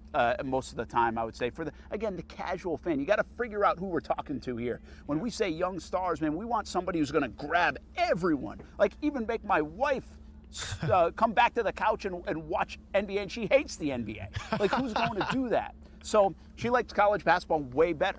Yeah. So I think Morant has the chance. I think what helps him, too, is because he's from Murray State, man. Yeah. I think the fact that he is from the small school, much like Steph Curry, being from Davidson, I think helped that. Now, listen, he's changed the game, and he's fun to watch as a three-point shooter. But I think the fact that he feels a little bit like an underdog story, Morant will have that going for him. And then you get the complete opposite. You get this mega personality, this athlete that every time he jumps up, I feel like he's going to hit his head on the top of the backboard in Zion Williamson. And he's just a human highlight reel.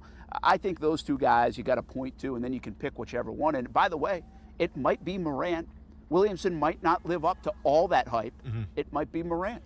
Well, and Brent, and then before, because we got some breaking Derrick Henry news, so let's cover that in a second. But I want to ask you one more question about John Morant and Zion Williamson. I think right now, if we were to poll the audience, we go on the streets and ask them, I think people would still say Zion Williamson's the future, right? Like he is the blue chip. He is the future of the NBA. And one could say that the bubble's in place and the playoff teams are in place because of Zion Williamson, where they're trying to push him into the playoffs and get the Pelicans in there. But let me ask you this. If John Morant was playing for the New York Knicks right now and not the Memphis Grizzlies, do you think people's opinions would differ? Absolutely. Yeah. Without question. Yeah. He's going to get buried a little bit in Memphis. Yeah. No doubt. Yeah. But he also has a chance to do some things. See, I think that sometimes can help. I don't know if even New Orleans is not a high-profile NBA franchise. True. But I think Zion is so big that he's made them high profile. It doesn't matter where he went, right? He obviously be a megastar if he went to LA or New York or Chicago, but I don't think it matters because he's got this megawatt personality and hype already. I think it might really help Morant over not this only past year, but maybe in the first 2 or 3 years of his career to be in Memphis, not have that spotlight on him the way it would if he was in New York, and just get adapted to his game, establish his identity in the NBA, his brand in the NBA, and then we'll be like, a lot of people will be like, hey, where was this guy from? Where's this guy playing? Sure, you know? sure, yeah. But not different than maybe the way like a guy like Donovan Mitchell in sorts has done. Oh, right? good call. You're like, where's this guy come from? Now Morant is more ballyhoo than even Mitchell was, but I think Mitchell, to me, like as a very casual fan, I'm like, I got to go back and look at his story. What's this guy all about?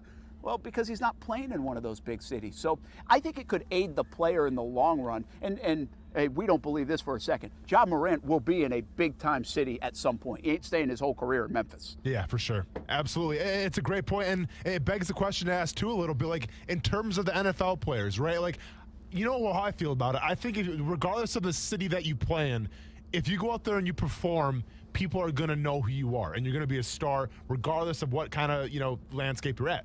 Ask Jalen Ramsey about that, right? I mean, played in a small market Jacksonville team, and he was one of the biggest corners in the league and one of the most popular players, I think, in the league for a while. In the NBA, I feel it's a little different. And when we start breaking down baseball a little bit too, I think it's going to be a little different where you play, what market that you're in, I think dictates exactly how much your popularity is going to grow. I think you're right. Interesting about Ramsey. You could make a little bit of the case. We'll see where it goes. He might have been more of a star in Jacksonville than he is in L.A. There's so many damn stars out in L.A. I mean, seriously. Yeah, I mean, sure. on his own team with Aaron Donald and even McVay and others, and on the Chargers and with LeBron and with so much to see out in L.A., he might have been a bigger star in Jacksonville, believe it or not. We'll see if it turns out that way. Hey, the franchise deadline has come and gone to get extensions done. No deals for Dak Prescott, A.J. Green, Hunter Henry, Brendan Scherf, Joe Thuney, Matt Judon. I thought Judon was close to a deal. Didn't happen. Yannick Ngakoue, Leonard Williams, Bud Dupree, Shaq Barrett, Justin Simmons, and Anthony Harris. So a couple of those guys still yet to sign the franchise tag. That includes Yannick Ngakoue. A name I did not say on there is Derrick Henry. Derrick Henry has inked a 4-year deal, upwards of around $50 million, it looks like. Let's take a break. When we come back, we talk about Derrick Henry, and the Titans got it done. Heck, 24 hours ago on this show, I sat on the back of this pickup truck in Hoover, Alabama, and I said, why can't they get it done? Yeah. Well, here we are. The Titans got it done. A deal with Tannehill and Derrick Henry this offseason. They wanted to keep him, and they made it work. We'll talk about the Yulee bulldozer coming up on Action Sports Jax on ESPN 690. Action Sports Jax with Brent Martineau on ESPN 690 is brought to you by Best Bet Jacksonville and Orange Park. Now, the First Alert forecast on ESPN 690. A few scattered, mainly inland showers and storms through early this evening, clearing out overnight, dropping into low to mid-70s. Partly sunny with an isolated shower tomorrow, but mostly dry. Your Thursday high 92, and Friday a brief shower near the beaches in the morning. Then a few inland afternoon showers and storms with a high of 91. From the First Alert Weather Center, I'm Action News Jax Chief Meteorologist Mike Burris. The 2020 Carathon presented by Duval Asphalt continues on ESPN 690. As little as $10 can make the difference in the life of a child fighting cancer. All money donated goes straight to the Child Cancer Fund of Northeast Florida. To find out more about the Child Cancer Fund or to donate, go to childcancerfund.org. You can text FOREVER to 41444 or visit the online auction. Just go to ESPN690.com and click on the link. Thanks for your donations during the Carathon presented by Duval Asphalt. The Weather Center is brought to you by Beards Diamonds, where you can save 20% off store-wide during the summer super sale this weekend. Deep into the summer months in Northeast Florida, hotter weather means your family should be drinking more water, more clean water. With a Kinetico system from CGC Water, they remove up to 99% of contaminants. That's clean water. CGC Water is offering a free A200 reverse osmosis drinking water system with the purchase of a Kinetico Premier softener. Kinetico Premier softeners are non-electric and have twin tanks, making them super efficient, saving you money. Schedule your free water test today. Get peace of mind knowing your family's water is safe water. CGC is taking extra precautions with in-home visits following CDC guidelines, including no contact sales and service appointments, with all employees wearing masks and gloves at all times, and employee temperature checks every morning before they send out their team into your home. Remember, a free A200 reverse osmosis drinking water system with the purchase of a Kinetico Premier softener. Call 904-552-1242 or visit cgcwater.com. CGC Water Treatment, your local independent Kinetico dealer. Are you afraid of the IRS because you have unfiled or unpaid taxes? Most don't realize that having unfiled federal taxes is a misdemeanor punishable by up to 1 year in jail for each unfiled return. With the IRS, it's never a question of if they'll come, but when. We are J. David Tax Law, a local firm right here in Jacksonville. Your first step to IRS protection is our no-cost consultation. We take the time to go through your specific tax problem step by step. At J. David Tax Law, only highly experienced tax attorneys will represent you. Our fee payment plans are affordable for everyone. Call today for a no-cost consultation at 904-606-0009. That's 904-606-0009. Or find us on the web at jdavidtaxlaw.com. Peace of mind is only a click or phone call away. Pediatric cancer affects more than just the child. The entire family is impacted emotionally and financially. The Child Cancer Fund helps to provide programs and services to local children and their families, helping them navigate all these challenges. The Child Cancer Fund, in partnership with Cox Media Group and Duval Asphalt, is hosting its 6th annual Radiothon this week, Carathon 2020, presented by Duval Asphalt. To donate and learn more about how you can support the Child Cancer Fund, visit childcancerfund.org. Wondering what CBD is and if it's right for you? Come in and talk with the professionals at iHeart CBD, located at 11645 Beach Boulevard, Suite 103. iHeart CBD is Jacksonville's premier CBD state. Hemp-derived, certified organic, and tested in-house and through a third party. Products include pain creams and hemp flower.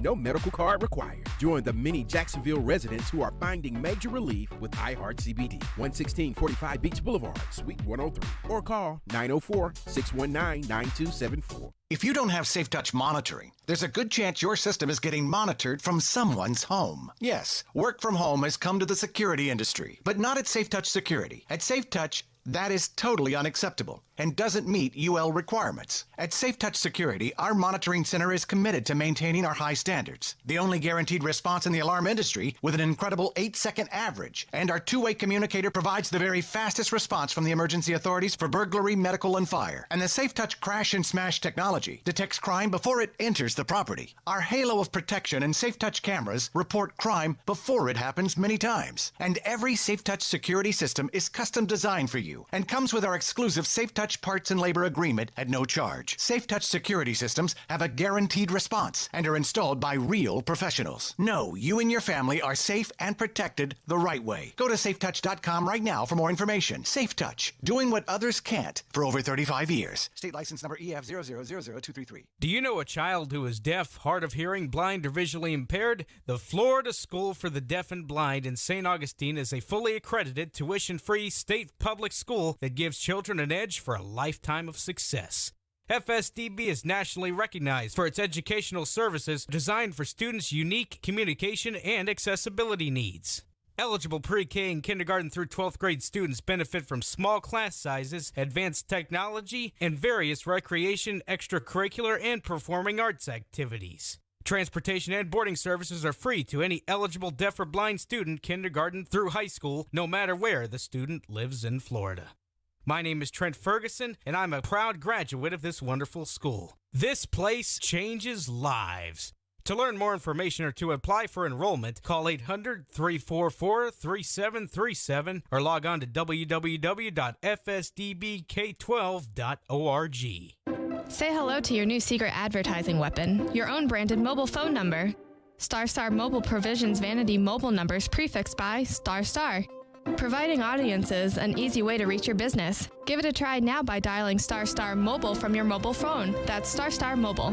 When prospective customers see your offline or online ad and they dial your branded StarStar Mobile number, StarStar Mobile helps to convert them through text, voice, and online communications. Give it a try now by dialing StarStar Mobile from your mobile phone. That's StarStar Mobile. As you get back to business, small things can make a big difference, like marking safe distances with floor tape and posting reminders to wash hands. As always, Grainger is here to help, offering supplies and solutions for every industry.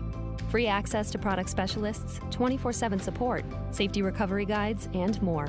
It's part of our commitment to help you adapt and recover in these challenging times. Call, click Grainger.com, or just stop by. Grainger, for the ones who get it done. This message is sponsored by the Florida A&M University Medical Marijuana Education and Research Initiative, the Florida Association of Broadcasters, and this radio station. Where I'm from, marijuana is legal. Can I use it in Florida? Nah, it's illegal here. 20 grams or less is a misdemeanor, and more than 20 grams is a felony. Well, I have epilepsy. Should I try to get a medical marijuana prescription? Now that's legal, but talk to your doctor first to see if it's a qualifying condition and if medical marijuana is even right for you. I will, thanks. Too often, senior citizens face struggles, from healthcare concerns to financial issues to loneliness. Get support for yourself or your loved one by calling Elder Source's free helpline at 1-888-242-4464 today.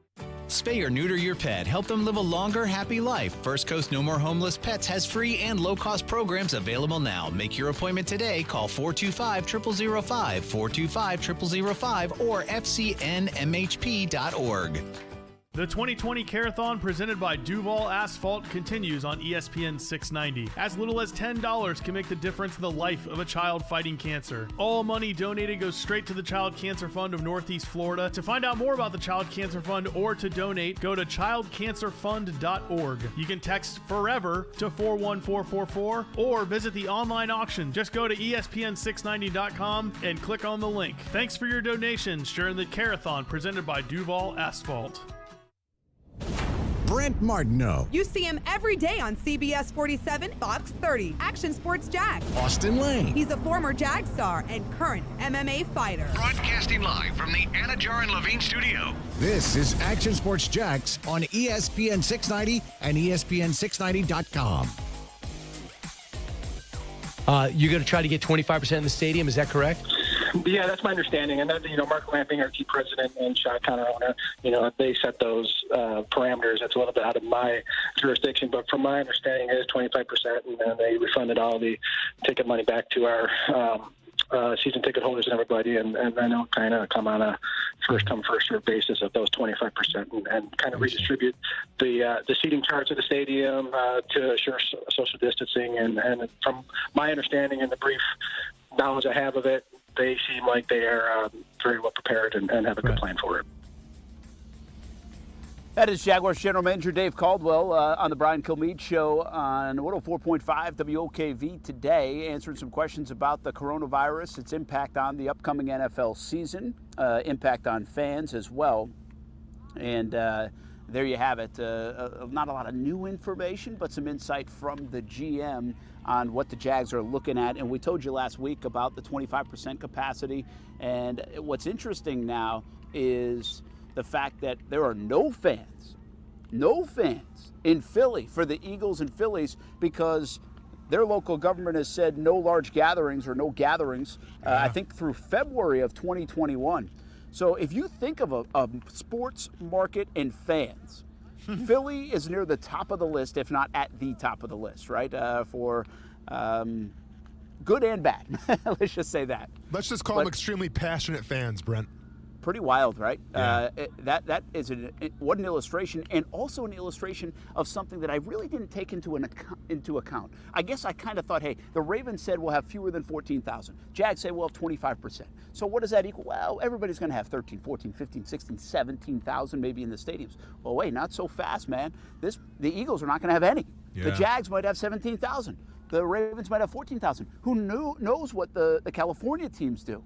So it's pretty wild that we could have already this unusual time and historic time, but it could vary from stadium to stadium, franchise to franchise, city to city. Yeah, it's crazy because we talk about, the NFL being a cutthroat league and you want to take every competitive advantage that you can get. One would think that playing in a stadium with 0 people, 0 spectators, puts you at a big disadvantage. Now, I understand. I mean, it's selfish to say that because every city's got their own rules. And obviously Philadelphia is, I guess, getting ahead of it and saying, listen, we're not going to risk it. 0 fans, 0 spectators, that's fine. But I'm saying from Doug Peterson's perspective, I'm saying from, the NFC East's perspective, that puts the Eagles right now at a disadvantage. And I get it. It's only 14,000 people at some stadiums, but that's better than nothing. That's some kind of advantage at the end of the day. Well, like we said, if you can get 14, 15,000, if you get 25% capacity, I think the possibility is, say it's an average of $80 a ticket. We did the math. That's about $10 million in season tickets, if I remember correctly when we were doing some of the calculations. So you bet your bottom dollar it's worth it. $10 million is $10 million, man. You might still lose $30 million because you can't have the other 75% in just tickets, but you also have concessions and other things. So yeah, absolutely, it's more of a loss for Philadelphia, maybe even from a home field advantage. Although I don't know how loud 15,000 people are going to be. Quite frankly, I don't know how much of an impact that's going to make. Just part of the experience that we'll all witness, hopefully, in the fall, because hopefully we'll at least be able to see it on TV with the NFL, given what's going on. Brent Martineau here in Hoover, Alabama.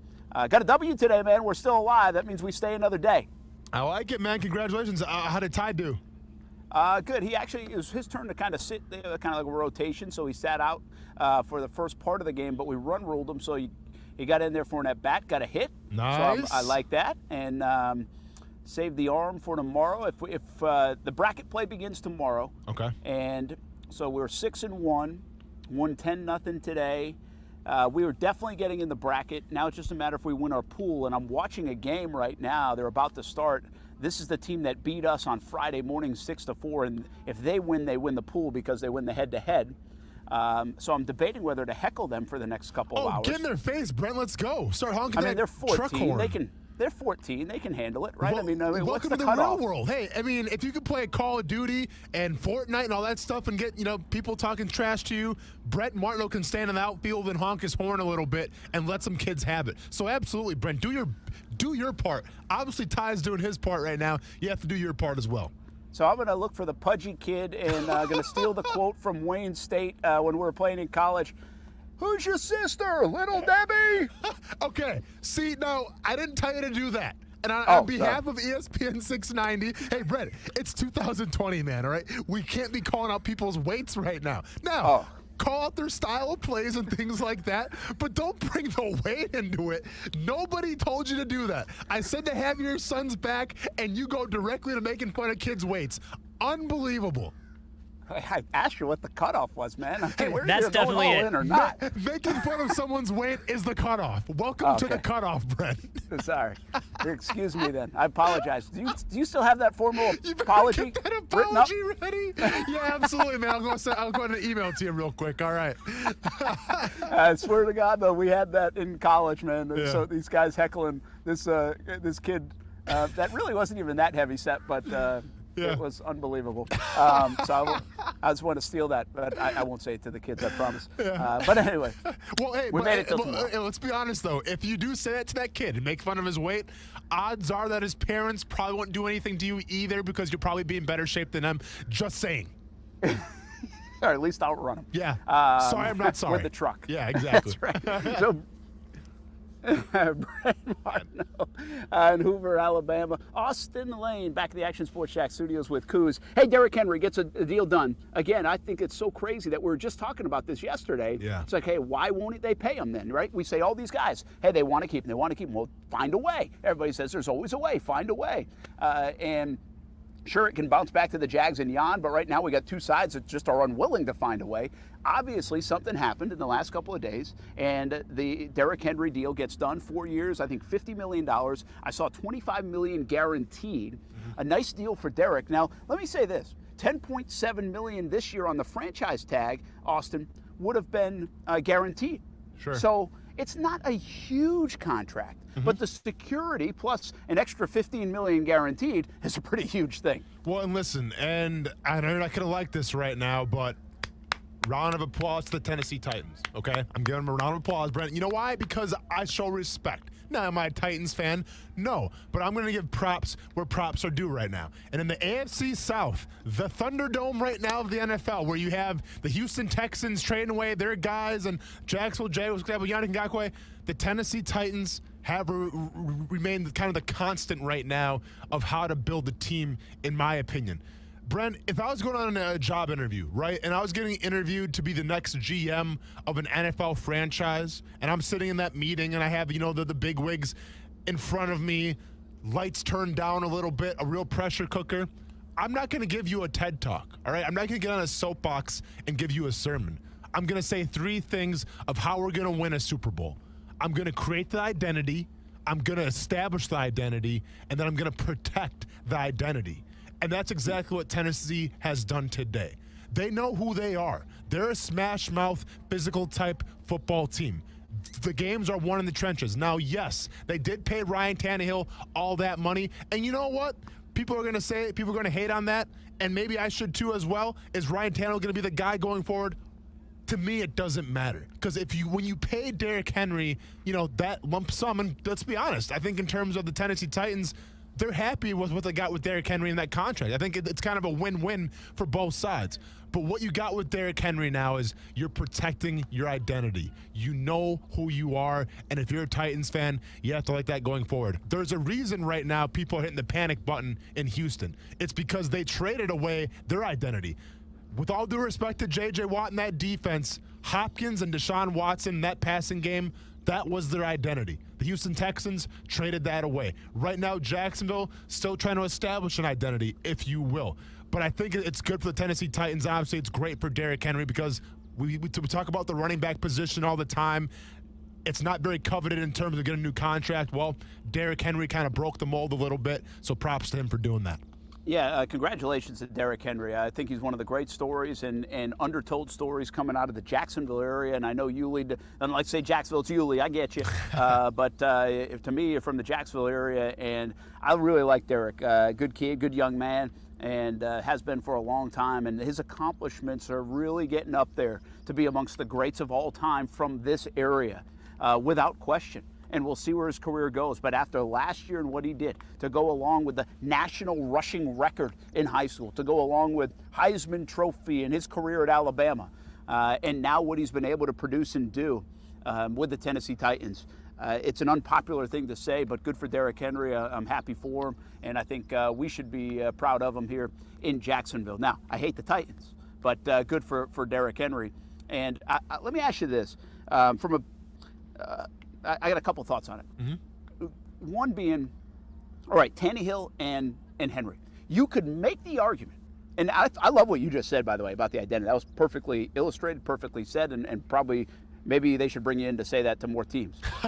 Or just hire me as a GM. Hit me up. I don't know if you want that job. Just come in as a consultant, deliver that 3-minute speech, and get the hell out of there. You know what? That's even better. Absolutely. Yeah. See you at 3 o'clock on the radio. On me, a little less pressure. But there can be critics of both deals. Sure. Because some people say running back, you get the most out of Derrick. Tannehill, I was critical of the deal. I think it has Blake Bortles kind of deal written all over it, and we live that, and so maybe I'm a little scarred because of it, and that's the way I would think. Yeah. But and that happens. Yep. So, but let me ask you this: which one is more dangerous of a deal for Tennessee? Which has the more of being a bust? And now I don't think the way the cap works now and getting out of these things after 2 years, nothing's going to set them back to historic proportions. Sure. But you get the nature of the question. Which is more risky, I guess, for them? The deal they did with Tannehill, 4 years, somewhat like $117 million, sure, or the one they just did with Derrick Henry to say, hey, we're going to keep pounding the rock. This is who we are. We're giving it to you, and we think the best is ahead. That's a good call. You know, I'm looking up Ryan Tannehill's contract right now because I want to see where Ryan Tannehill fits in with, like, where's he at with the highest paid quarterbacks this up-and-coming NFL season. Right now, he's number 9 coming into this year. So he's a top 10 paid NFL quarterback between Drew Brees and between Aaron Rodgers. That's where Ryan Tannehill is right now in the quarterback market. Obviously, Derrick Henry will be up there as well once he signs his new deal. With that being said, which one am I more worried about? It has to go to Ryan Tannehill. Okay, now keep in mind, I don't foresee them asking Ryan Tannehill to do a lot of things, right? Like, I think he's going to be, I don't want to say game manager, because you don't pay a game manager that much money. And you have weapons like A.J. Brown and things like that. But I think going forward, it's going to be the Derrick Henry show once again. And I said yesterday, Brent, a little bit, in terms of the running back position, knock on wood, once you get hurt, once you have that injury, it can fall off quickly. So with that being said, I think, the role is established for Derrick Henry, but it really falls on Ryan Tannehill. Is he going to be a top 10 quarterback? Because like I always say, sometimes not about how much money you make, it's what the money says. And right now the money says that Ryan Tannehill is a top 10 quarterback in the league. So to me, the pressure falls on him. And if it goes south, it's going to be because of him and that big contract.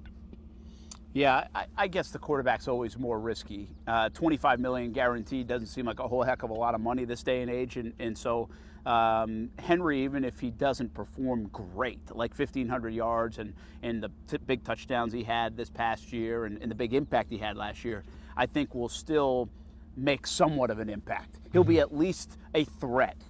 So Tannehill, it's up to Tannehill.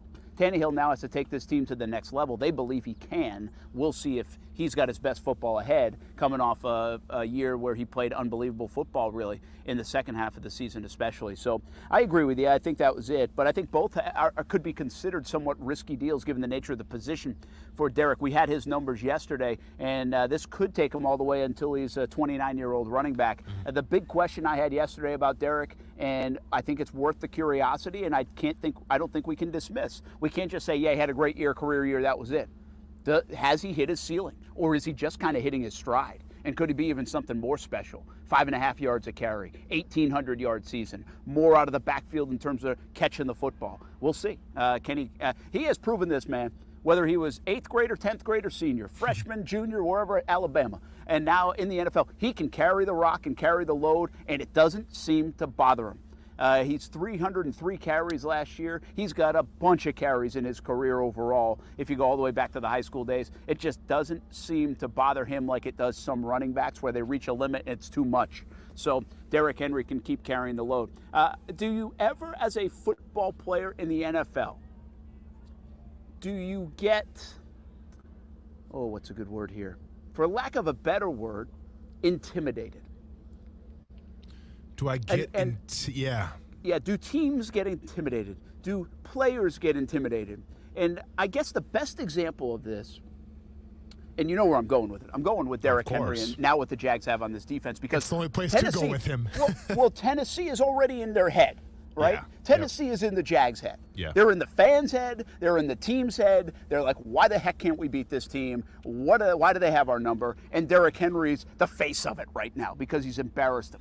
But what I'm trying to say a little bit here is, when teams would go into, I don't believe in this that much, but then I say, well, when teams would go to Belichick and Brady and go into Foxborough, I feel like there was almost a bit of an intimidation factor by the Patriots, given all their success. Almost like, instead of intimidation, it was like so much respect. Like you wanted to almost tip your hat, shake his hand, watch him warm up, and it's like, just go kick his ass. That's your job. Yeah. Go play. Say, I'm better than you. I'm better than you today. And go beat him. Yet I feel like there was such a reverence around them that they almost were like, it's okay to be beat by Tom Brady and the Patriots. And I just don't know if maybe Henry, and not say it's okay to be beat by him, but I feel like Derrick Henry and the Titans might be kind of in that kind of headspace with the Jags. Does it happen? So you're asking me the question, as a football player in those locker rooms that I've been in, do players get intimidated? And I'm going to sing it to you like this, Brent, okay? I can break down offenses and tell you what they do good, what they do. I can give all these intricacies, but to me it comes down to one of two things. Your offense either relies on speed or your offense relies on power. Okay? When you have an offense that relies on power like the Tennessee Titans, listen, when we used to play the Titans, they had a guy by the name of Chris Johnson. Okay, now he wasn't Derrick Henry, but he was still a great running back. We knew what they were trying to do. We never shied away from those power games because you knew what the team was always going to do. And you knew that, listen, this is the game of football. This is what we signed up for, so let's go battle in the trenches. On the other hand, when you play those speed teams, a la those Kansas City Chiefs type of teams, they use confusion. They use speed. They put you in spots where it's like, what's my job right now? I don't know what to do. Those are the games that, at least to me and my teammates, we fear because we didn't want to be embarrassed. We didn't want to be out of the wrong spot. At least with the power teams, you know what they're bringing on the table.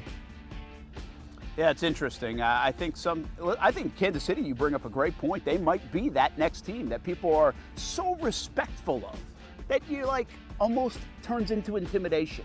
Yeah. In my opinion, it's like, forget about the respect for 3 hours and go beat them. Absolutely. You know what? I don't care if you're better than me or tougher than me, Austin. For that couple of minutes, I'm going to make pretend you're not. I love the mindset, man. Get me fired up, Brent. I got an hour of that mindset left. Good ruling for student athletes in the NCAA I just saw, plus some of the young guns in Major League Baseball and even the NFL, who are the stars of tomorrow, next on ESPN 690. The 2020 Carathon presented by Duval Asphalt continues on ESPN 690. As little as $10 can make the difference in the life of a child fighting cancer. All money donated goes straight to the Child Cancer Fund of Northeast Florida. To find out more about the Child Cancer Fund or to donate, go to childcancerfund.org. You can text FOREVER to 41444 or visit the online auction. Just go to ESPN690.com and click on the link. Thanks for your donations during the Carathon presented by Duval Asphalt. If you have a specific medical problem, you call a specialist. Broken leg? Call an orthopedist. Cataracts? Call an ophthalmologist. At Prime Men's Medical Center, our doctors specialize in ED and PE. Listen to Dr. Rubinski, a renowned expert in men's health. I'm Dr. Rubinski. If you're experiencing ED or PE, Prime Men's Medical Center has custom blended medications to help you last longer in the bedroom, regardless of age or past medical history, with no pain or surgery. In fact, you'll see results in the office guaranteed or your exam is free. Patients are now lasting for 30, 60, 90 minutes or longer. And best of all, treatments are affordable. Men, if Viagra, Cialis, or Levitra have let you down, call Prime Men's Medical Center for a private consultation with our highly skilled physicians. Call 904-206-8105. 904-206-8105. 904-206-8105. Are you about to propose? Are you getting married soon? Are you celebrating an anniversary? You won't want to miss Beard's Diamond Summer Super Sale this Thursday through Sunday. Unprecedented savings like never before. All wedding bands, anniversary bands, designer engagement rings, and more. 20% off. Prices are at their lowest. Selection is at its highest. Beards has more engagement rings and wedding bands in stock than any other jewelry store. And our prices won't be beat. All wedding bands, all eternity bands, engagement rings, all fashion jewelry, all stackables are an incredible 20% off. And an unbelievable 20% off all GIA certified loose diamonds. So if you're getting married, celebrating a special anniversary, or getting engaged, mark your calendars this Thursday through Sunday for the Summer Super Sale. Only at Beard's Diamonds, located at the St. John's Town Center. Or at beardsdiamonds.com. You don't want just any old sale. You want the biggest sale with the biggest savings ever, right? Then you need to see my friends at Arlington Toyota today, because they're having the one big-time sales event. Want low payments and zero down? Then get to Arlington now, because during the big-time sale, they have over 100 quality pre-owned cars you can buy at zero down and $199 a month. That's no money down and $199 a month for over 100 pre-owned vehicles. How about choosing from 50 quality pre-owned trucks and SUVs that you can buy at zero down and just $269 a month? That's no money down and $269 a month with over 50 pre-owned trucks and SUVs. Plus, with Arlington's Credit for Everyone program, if your Beacon score is from 450 to 850, Arlington's getting almost everybody approved. You even get Arlington's 30-day exchange policy for total peace of mind. That's 30 days to love it or exchange it. What are you waiting for? It's the one big-time sales event going on now at Arlington Toyota, 10939 Atlantic Boulevard, or online at arlingtontoyota.com. Visit arlingtontoyota.com/big-time sale for full details. Boss, check out this headline in the Crooks R Us newsletter. Big Blue Alarm now allowing contact center employees to work from home. Whoa, all of them? Not quite. Says 88% of Big Blue employees are working from home. Wonder if their customers know that the people monitoring their alarm are probably sitting at the kitchen table in their underwear. Hey, maybe that's one of the reasons Big Blue doesn't have a guaranteed response. That is an excellent point. Too bad Safe Touch Security isn't more like Big Blue Alarm. Wishful thinking, boss. Listen to this. Safe Touch Security still leads the way with the fastest response time in the industry. Boss, how do they do it? Doesn't matter. We still gotta stick to the Crooks R Us motto. Stay away from Safe Touch houses. Do that and we'll be fine. Crooks know to stay away from Safe Touch houses. Hi, I'm Lester Jackson, president of Safe Touch Security Systems. No one beats our technology or our price. Call Safe Touch today at 888-723-8682 or go to safetouch.com. State license number EF233. Broadcasting live from the ESPN 690 Anajar and Levine studios. Anajar and Levine Accident Attorneys. Call 904-600-4000. That's 904-600-4000. ESPN 690, Jacksonville's home for ESPN Radio. I'm Christine Lisi. Breaking news on this deadline day for NFL teams to get long-term contracts done with franchise tag players.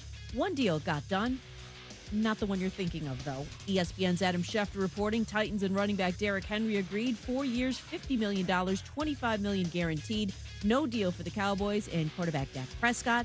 And that's going to cost Dallas, in the opinion of ESPN's Tim Hasselbeck. I think he's been the most underpaid player in all of sports, not just in pro football. And so when you look at what other guys have made playing at a level that, quite honestly, not the same level that Dak has played at, I think he's been deserving of a new deal, and I think it's a shame that the Cowboys didn't get it done. I think they'll end up paying for it as an organization. Prescott will play on the $31.4 million tag. LSU football coach Ed Orgeron, during a roundtable discussion attended by Vice President Mike Pence on reopening Louisiana schools in the wake of the coronavirus pandemic, said, "We need football. Football's the lifeblood of our country."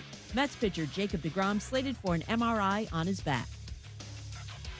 Did you know that right now, Geico is offering an extra 15% credit on car, motorcycle, and RV policies? That's on top of what Geico could already save you. So what are you waiting for? Visit geico.com to learn more.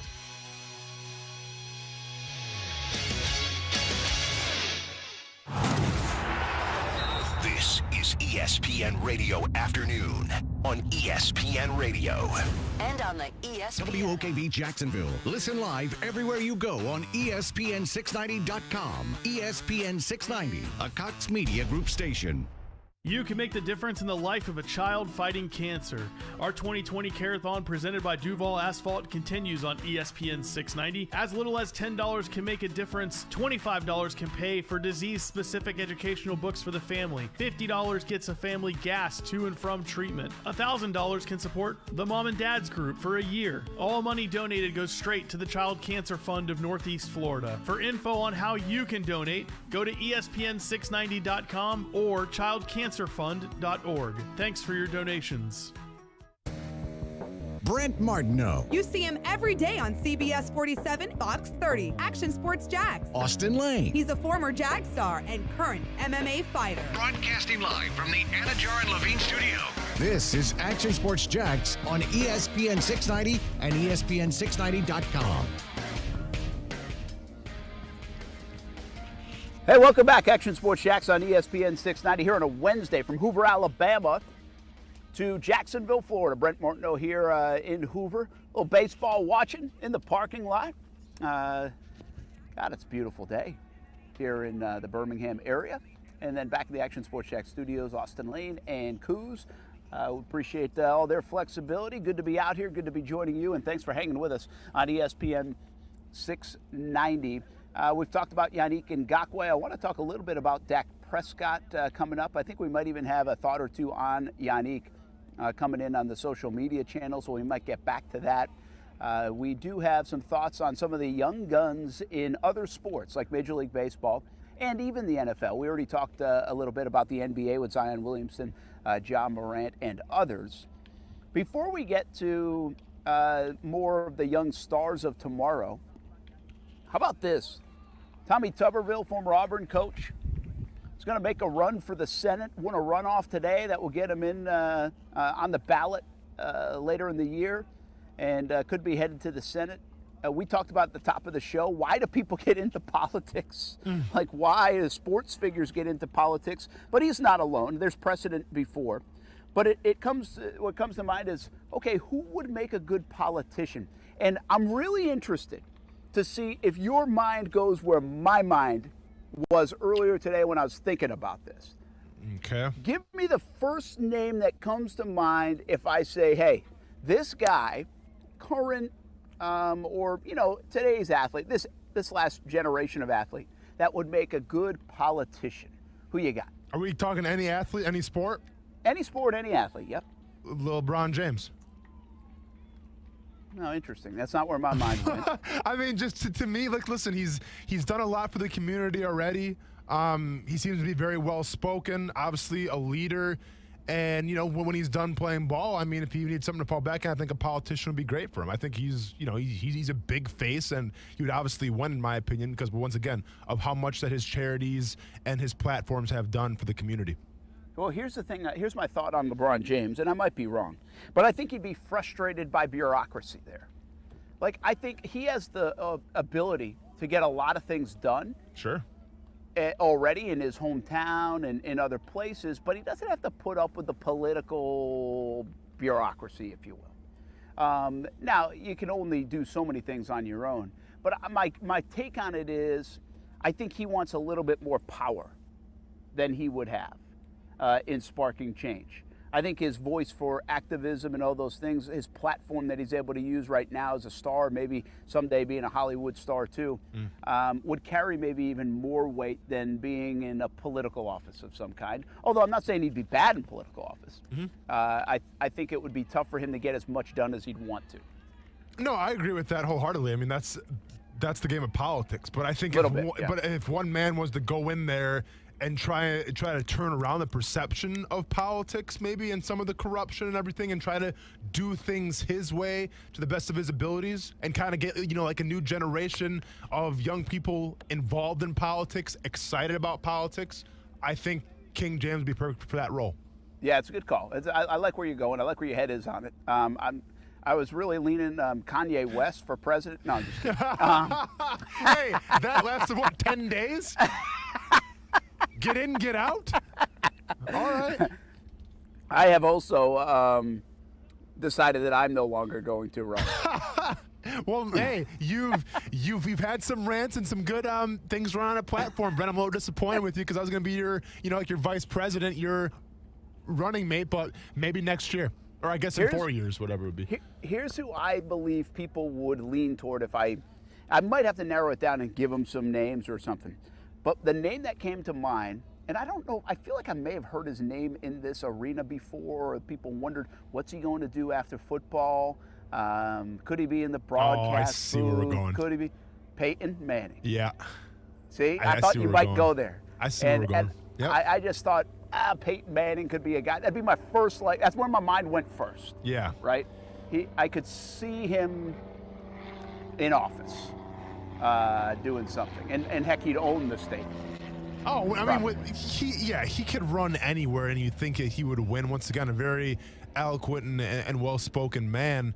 Yeah, I mean, I could definitely see that. But you want to talk about a guy who needs to be in control, Brent, maybe even more than James. I mean, we're talking about a guy who used to run the practices in Denver. And for Peyton Manning to get into politics and kind of see, like, listen, man, yeah, you have the title here, and yes, you can get some stuff done, but to try to piggyback your point a little bit, a lot of other people have the say of what goes on, and you have to wonder how Peyton Manning would feel about that.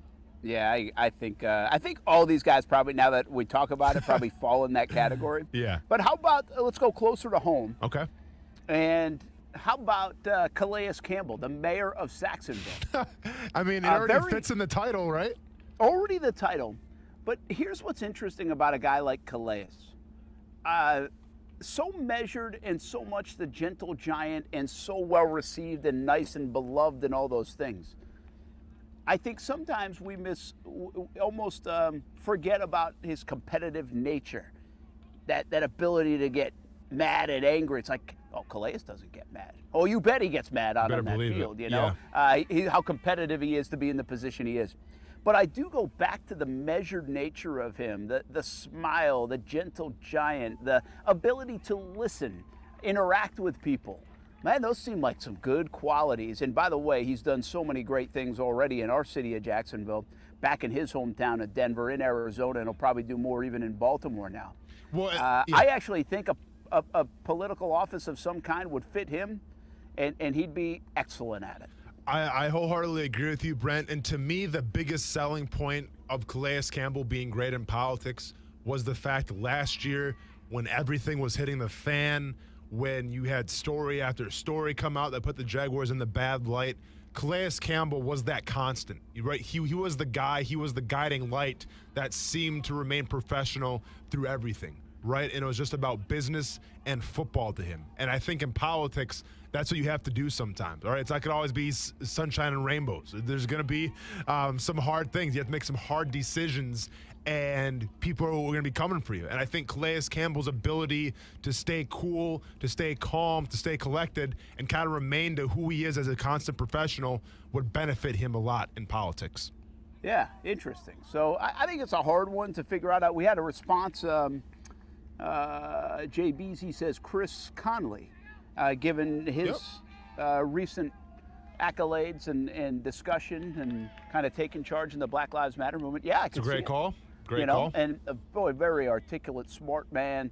You wonder how much maybe this year and I guess just the Black Lives Matter movement and maybe other things could spark interest from high-profile athletes, entertainers, others in political office. I'm just being honest with me. It would never, maybe I'm not a servant enough, but I have no desire, not even an inkling in my body to run for anything like that. Like, it would do nothing for me, and I wouldn't be good at it, and I'd rather use our platform to give back to charities and other things, but I'm not saving Jacksonville, I can guarantee it. So I'm not doing that. But I wonder if some of the platforms these guys are now on, like Chris Conley being thrust into the spotlight a little bit on a very important issue and other issues, and his ability to help change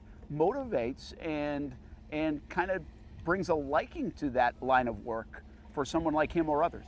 Well, and to me, this is why you might see a run of, former professional athletes in the future start running for politics and things like that, because the Black Lives Matter movement and everything that stemmed off the George Floyd incident, I mean, I think more than ever now, athletes are educating themselves in terms of, laws, in terms of amendments and things like that. So they're starting to get ingrained now exactly how this country works, how the House, how the Senate, all that stuff, how all that works. And I think if you're educating yourself, well, then you got a shot to make it at the end. And keep in mind, the thing that athletes have an advantage of over just, everyday people trying to run for office is the fact that people already know who they are. They already have a brand. At the end of the day, I don't care if you're a mayor, a senator, a House representative, you are a brand. As crazy as that sounds, like you represent a brand, and your goal is to get that brand across, to obviously acquire the votes and get you and kind of get your, I guess, final message across. And I think that you have professional athletes with big followings already going to politics. Well, people are going to relate to them. People already know them, and that gives them advantage, especially when the voting process turns out. Yeah, interesting. With Tommy Tuberville winning a chance at a Senate spot coming up later this year, kind of got our brains working in that direction. The other thing we've been talking about a little bit today, obviously Derrick Henry, Yannick Ngakoue discussion. You can continue that discussion. I think, Kuz, if you want to jump in, I think there were some thoughts somebody had maybe on Jan, a question or two. If you have that handy, if not, bring it up in just a little bit. Yeah, he was just late to the show and was asking what was going on with everything and the deadline.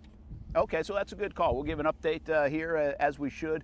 I don't want to assume that you were here at the beginning, but we did talk a lot of Jan in the first hour of the show. Bottom line is the extension deadline was today at 4 o'clock. Didn't happen. I didn't lose my house. That might be the most important development here today, because I bet it yesterday that they would not come to an agreement, and that wasn't happening, and it's not happening anytime soon. The question with Jan is, will he play or won't he play on the tag? The other question is, could they trade him? Will they trade him? Do they have a dance partner?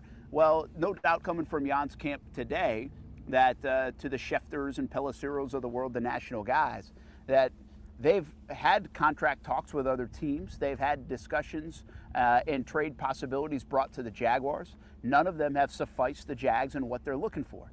And my view has not changed on it. I think the Jags are really putting their foot in the sand here, as much as Jan is putting his foot in the sand and saying, I'm not playing for the Jags anymore. I don't want to. I think they've made that clear. I don't think he wants to. I think that's still the deal. I think the Jags know he doesn't want to. I don't know if they even expect him to play. But to that point, I think they are saying, we're holding firm. And I think Shad Khan saying, Jalen Ramsey did this last year.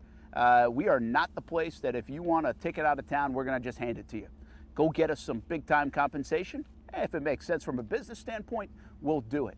So that's why I don't think anything's happening. I think some people have even argued, and you can make the case, is his value going down a little bit because he says he's willing to play on the tag for other teams. So therefore, is he decreasing some value, showing the desperate nature to get out of Jacksonville? And therefore, the Jags are never going to get what they want, at least over the next couple months. To me, the next time for something big to happen will be at the trade deadline. And I think that's the next date that I have in mind for a potential something with Jan, because I think that's when the leverage shifts a little bit to Jan's side. The Jaguars could get a compensatory pick, will get a compensatory pick if they let him walk at the end of the year and he signs a big deal. Maybe as much as a third round, probably will, given the deal that Jan would likely sign with another team. So until then, they have to get a deal that's better than that. And they probably have been offered better than that, but still not suffice of what they want. I do think around the trade deadline, Austin, the momentum and leverage will shift to Jan's side because at best at the end of the year, the Jags are either going to have to tag him again for even more money, or they're going to walk away from this whole Yannick Ngakoue deal after a year and a half of it, after drafting him in the third round and getting all this production. They're going to walk away with just a third-round compensatory pick at best. To me, what I'm going to be watching, Brent, is I'm watching week 1 of the regular season. Is Yannick Ngakoue going to be around or not? I think we can assume right now, where we sit here on a Wednesday, that Yannick Ngakoue probably isn't going to show up for training camp, nor probably should he, right? I mean, there's risk of injuries there. Obviously, you don't really get paid to go to training camp. You get paid to play in the games. So one would assume right now that Yannick Ngakoue won't be at training camp. But then it begs the question, when's he going to show up, if he is going to show up during the regular season?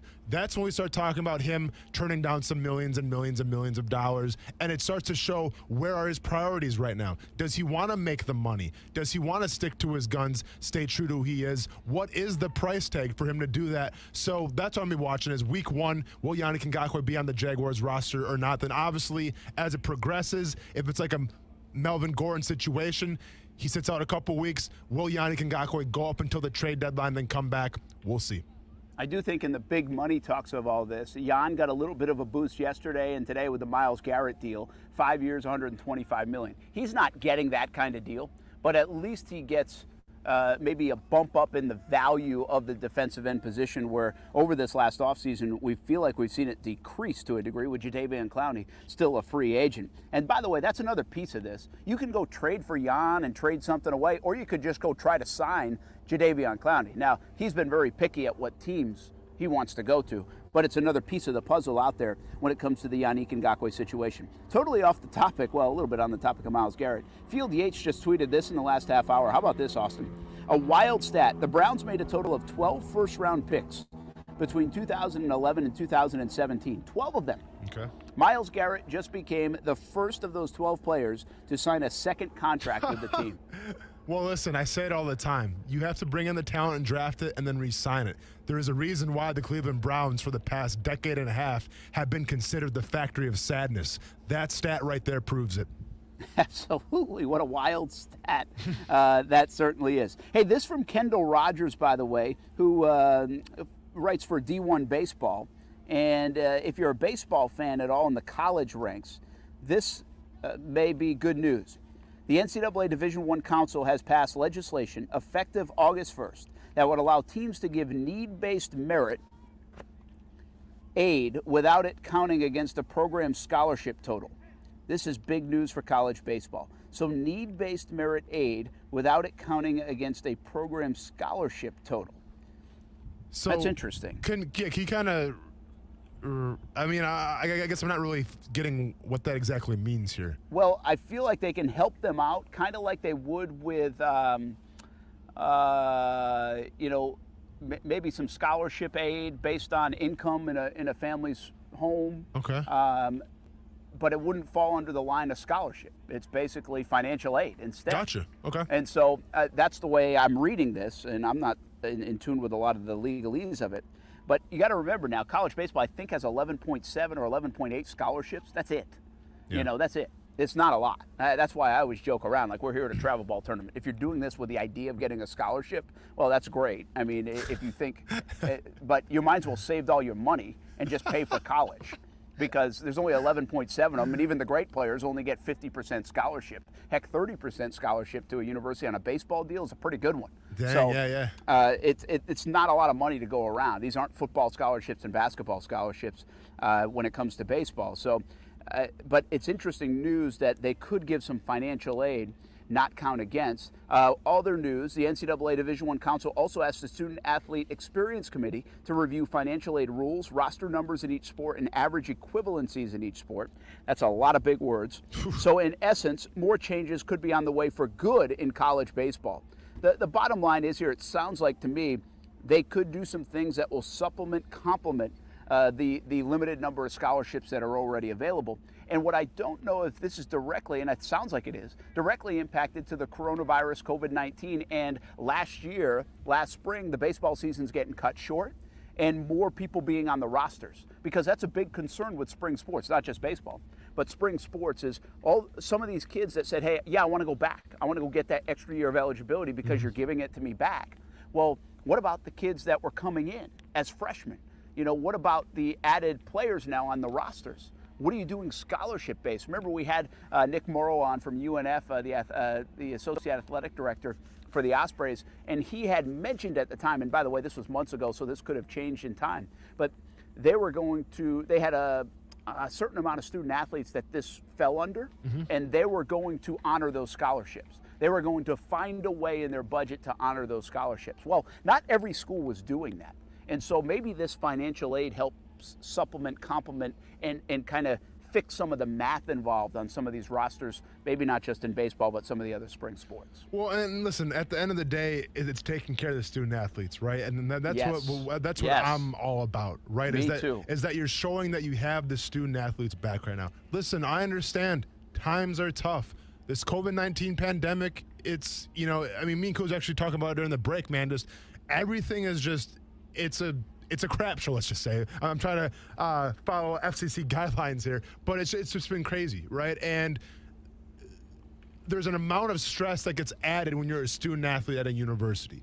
So I guess what I'm taking away from this is that it's a good step, number one, in having sports come back, obviously. But more importantly, in my standpoint, it's important because you're showing right now that, listen, we understand what's going on. We're in tune with everything. We hear you, and we're here to have your guys back. That's what I love to see at academic institutions that have athletics.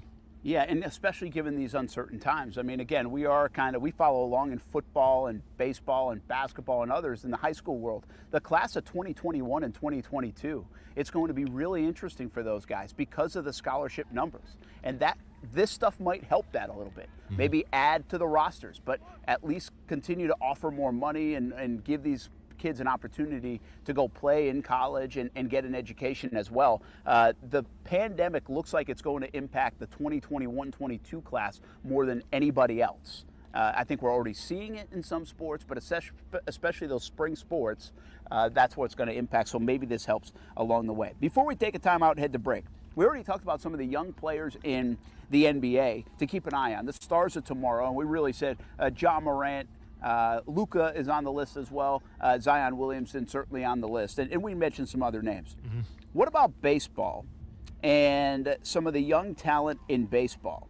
There's a lot of it, and honestly, I think there are a lot of it that people don't even know their names. Yeah. Yeah. I mean, I think some people would still say like Mike Trout and those kind of guys. Well, those guys aren't really young stars anymore. Yeah, and they're already stars. Yeah. Right? Mookie Betts, those kind of guys, they're already stars, even though they might even be young. What I'm thinking of is like a Fernando Tatis Jr., Vlad Guerrero Jr. So he was my first pick, was Vlad Guerrero Jr. Yep. And I think right there, by the way, we might have said the two that may lead the charge of this new young talent for a long time to come. Yeah, I mean, a couple guys that I had as well. I mean, and to me, he's already a star, but I just think the swag factor, kind of that Ken Griffey Jr.-esque of making baseball cool again. I think Ronald Acuna Jr. does that. Good call. He should be on that list. Yeah, I mean, but once again, the guy's already a great player, right? Don't get me wrong, but I think if you go ask the casual baseball fan out there, who's Ronald Acuna, who does he play for? Maybe right now people have some trouble saying that. So I think in the next couple years or so, Acuna's going to be like that bona fide star. And the other guy I have just more, I think, from intrigue and storylines and going forward, what he's going to be able to produce, pending he can stay healthy, Ohtani from the Angels. Good call. This was a guy who came in, the guy's a starting pitcher. He's got the starting pitcher tools. He's also a great hitter. And one could wonder, are you just going to put him in the outfield? Are you going to have him just be a pitcher and that's it? Or will you make him do, both things again? And I think if you can make him do both things, and if he's going to be a pitcher and also a great hitter, that's the recipe right there to be a bona fide star in the sport of baseball, I feel like. Yeah, Atlanta has another, too. Remember, they were kind of like this next wave of Houston Astros. Ozzie Albies is another guy that's really good. We mentioned Fernando Tatis Jr. I think Gleyber Torres for the Yankees, unfortunately, could be on that list, and he's really a good player. Rafael Devers from my Boston Red Sox could make a list like this as well, although I don't know if he has superstar potential. He's really got a ton of experience already as a young player, and I think he's only like 22, 23 years old. I'll give you one who kind of is a star from last year's World Series, and this guy, he looks like he's 32 already, and he looks like he has kind of the maturity of that as well. And that's Juan Soto, man, for the Washington Nationals. Yeah. Now, what I don't know does he have the flair of Guerrero? Does he have the flair of Fernando Tatis to kind of be a star in the bigs from a branding standpoint, the way we talked about Zion Williamson? I'm not sure. But this Acuna does have that, by the way. Acuna, to me, when I have the conversation of Javi Baez, the most exciting player in the game today, I think, well, a lot of people say Acuna Jr. is. And they might be right. But I think Baez is. And so that's what we're talking about, bona fide stars, and that's why Acuna really makes the list. Soto's an interesting one because he's just one heck of a player. Gleyber Torres, wearing the pinstripes, could certainly fit the category to be one of those guys as well. And then I just think the names and their dads being big leaguers before, Tatis Jr., Guerrero, and I'll include one more in the family name, and that's Bo Bichette with the Blue Jays. Could he be one of those kind of stars? So. And you know what, Brent? And I'm going to say one other guy and he's old. He's 30 years old, but I called him last year, and I want my call to still be right. I want Aaron Hicks to be good because last year I called him as the leadoff hitter of the year. Yeah, I'm just making up awards, and unfortunately he got sent down, on the IR right away. So hopefully this year he can come back and prove the doubters wrong. Good player. Yeah. I think his time has passed. Yeah, I think his time has passed. He's 30 years old. It really, if you like baseball, we don't talk a lot about Major League Baseball, but with the names we just mentioned, I think much like the NBA, in terms of the amount of stars in the game, the names we just mentioned did not include the stars of today, the Yelich's of the world, the Bryce Harpers of the world. Kershaw's kind of on the back end now. But who's my favorite guy? Why can't I think of his name in Houston? Second baseman, short guy. Help me out. Jose Altuve? Altuve, thank you. I totally blanked on Altuve. I thought you were tricking me or something like that. Okay. No, Altuve, got you. My inspiration for Ty. Carlos Correa, those kind of guys. We already have so many stars in the game. I mentioned Javi Baez. Yeah. But baseball doesn't get the credit. And by the way, Trout. Baseball doesn't get the credit for as many stars as it has because they do such a poor job of branding their stars. We talked about this when baseball was in the argument phase of coming back. Well, look at all the names I just mentioned. Look at the names we already know. Yeah. It is a young man's game in Major League Baseball, and it is loaded with stars, much like the NBA is loaded with a lot of star potential. Yet you just don't feel it in the MLB the way you feel it in the NBA. Exactly. You know what's crazy, too? And a guy we obviously have to mention, I don't think we mentioned him yet, Pete Alonso from the New York Mets. The guy hit 50 home runs, but let's be honest. The guy's playing in a large market now. He's not playing for the Yankees. I get that. But he's still playing in New York. He's a heavy hitter. Chicks dig the long ball, but I feel like no one's really talking about him either. Yeah, it's a good call. Yeah. Absolutely a good call. So it's good for the game of baseball. It's much like the game of golf. Golf has a ton of young stars, Yep. They have players. It's not just Tiger Woods. It's different when it is Tiger Woods. But again, Morikawa, the most recent one, has won a couple of times. He looks like a stud. There's others, though.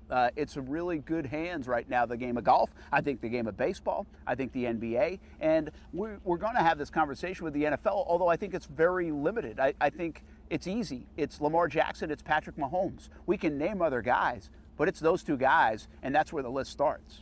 Absolutely. Yeah, and listen, in terms of baseball, all it takes is 1 year. Like I just mentioned Alonso, I mean, essentially he's had 1 year, but to me, he's already on the radar. I think with sports like football, I mean, we'll see if Jackson can keep on producing, but at the same time, I think it takes more than 1 year to show that, listen, you are the real deal. Yeah, I like it. I like it a lot, and I think that's a pretty good deal. One clarification on the story that I just mentioned with the NCAA Division I Council. Reading it from Kendall Rogers, he says, delivered a win for college baseball today. Need-based merit, which I would say is financial aid, no longer counts against a program's scholarship total. So just to be clear on that, you can get some financial aid without getting a scholarship. So just wanted to clarify something we were earlier talking about if we didn't communicate it the best. When we come back, we communicate a little bit more, a recap of the day, and a couple other topics we haven't got to just yet. We'll revisit where does the Jan situation land, and I've got a thought on Dak Prescott.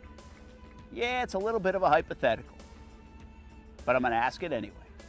We'll do it when we come back. Action Sports Shacks on ESPN 690.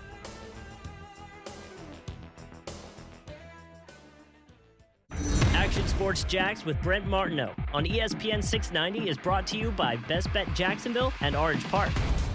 You can make a difference in the life of a child fighting cancer. The 2020 Carathon presented by Duval Asphalt continues on ESPN 690. $10 can buy snacks, toys, or diversionary supplies. $50 can pay for gas for a family to bring a child to treatment. $100 can buy groceries for a family with a child battling cancer. To donate, go to ESPN690.com. There you'll find our Carathon auction, a donate button, or you can text the word forever to 41444. And special thank you to Duval Asphalt for your generous support of the Child Cancer Fund. Now, the First Alert forecast on ESPN 690.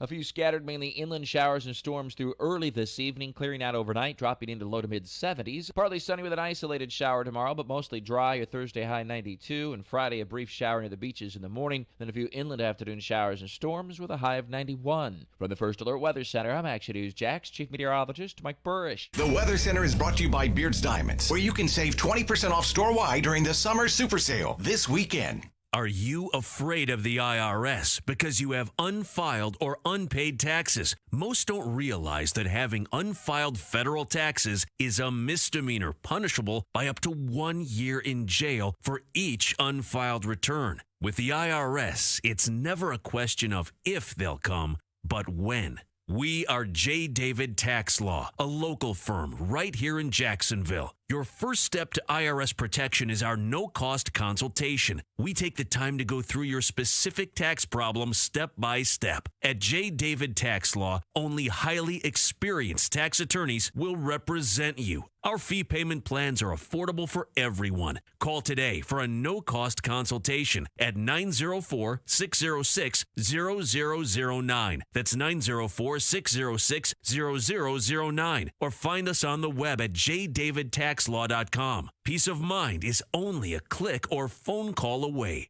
Firefighters, paramedics, police officers, they take care of us, and at AMCO, we're proud to take care of them. For over 60 years, we've repaired and maintained the most critical public service vehicles. As an essential business, we work on every kind of car repair with flexible financing and extra safety precautions. Essential, reliable, trusted. That's the men and women who are there for us, and it's our honor to be there for them. AA MCO. Money tight? We can finance almost anybody. Find the AMCO transmissions nearest you at amcojacksonville.com. Before we can move forward, we have to get ready to start moving again. Movement is how we express ourselves. No matter if it's on the hardwood, the track, or the highway, movement drives our potential, and it helps us build momentum for tomorrow. Movement takes us further than we ever thought possible. It's what separates us in competition, and it's what unites us when we need it most. So when you're ready to start moving forward again, we'll make sure you're ready for every mile. Goodyear, more driven.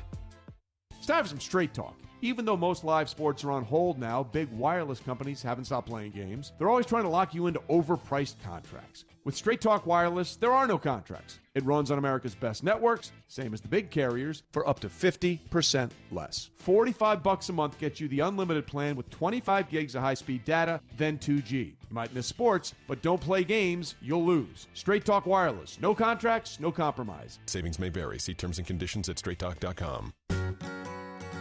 One-to-One Financial is Jacksonville's hometown credit union, and we've been helping people improve their lives and start businesses in this community for more than 85 years, longer than any other local institution. Like our name says, we work one-to-one with everyone, no matter their background, and we offer the best rates on loans and savings accounts, free debt counseling, plus no-cost financial planning. Learn more and join us at one-to-one-fcu.org, federally insured by NCUA.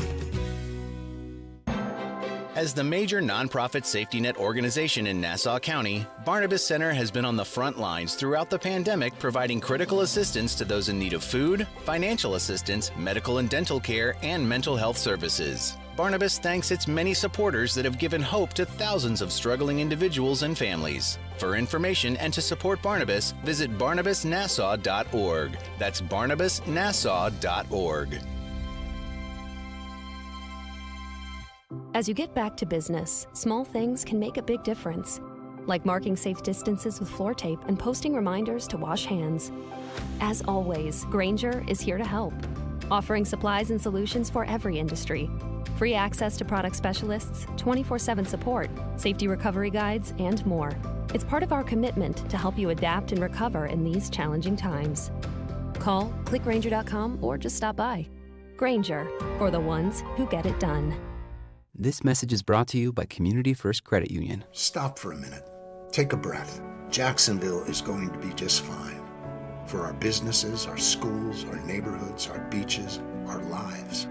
All of us at Community First realize that no one has all the answers to what we're facing. But after more than 80 years in Jacksonville, we do know this. Things get better when people stick together. So we'll get through this to a better, brighter future in Jacksonville. Federally insured by NCUA. At Action News Jax, we tell a weather story that's really built just for you. Most of us have lives that take us out in the elements, for work, for play, or just getting from point A to point B. And that means you need to be ready to get through your day. I'm Action News Jax First Alert Chief Meteorologist Mike Burrish. Our team of meteorologists didn't go to school just to read you temperatures. We do this so that the people that trust us know exactly what to expect today, tomorrow, and the next day. Action News Jax First Alert Weather Team. We're here for severe.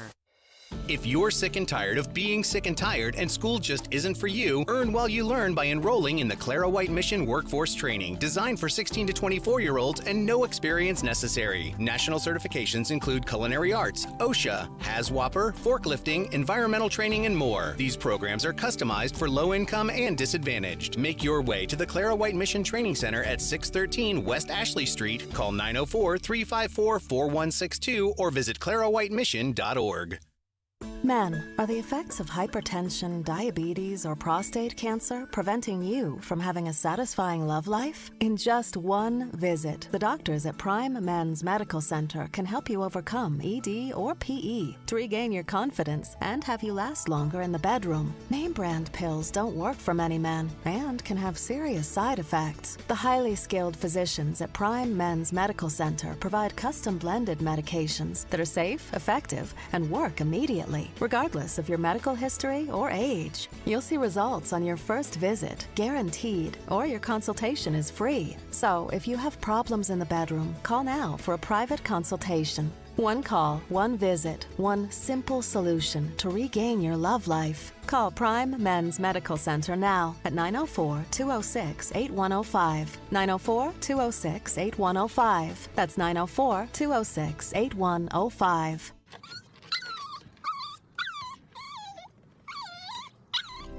After a long day, having my dogs greet me at the door with their silly smiles and wagging tails makes me happy. I want to keep that joy with me for years to come.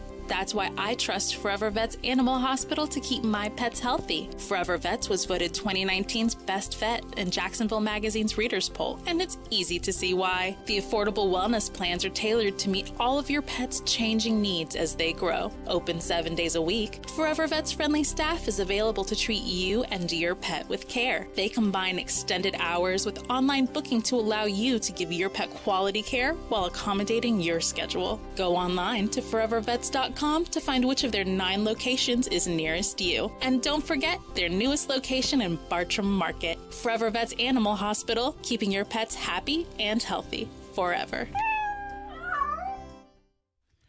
I call them 3 shirt days. That's when the summer heat in Jacksonville just sizzles. It's relentless, and you want to be prepared for it. Bold City Heating and Air will help you do that. Nothing worse than sweating in your own home and wondering, hey, what happened to the AC? We've been there before. Your air conditioning unit needs to be ready for the heat. It might need to get serviced. The hot weather is here, and Bold City Heating and Air is here for you, just like they have been for my family the last couple of years. Right now, it's $25 off an annual maintenance. Bold City will thoroughly service, clean, and test your system to ensure it is working efficiently. Then you'll be comfortable this summer, all summer. After the $25 off, it's just $70. Book your maintenance service now and save. Save now, beat the heat. Visit boldcityac.com or call 904-379-1648 to schedule.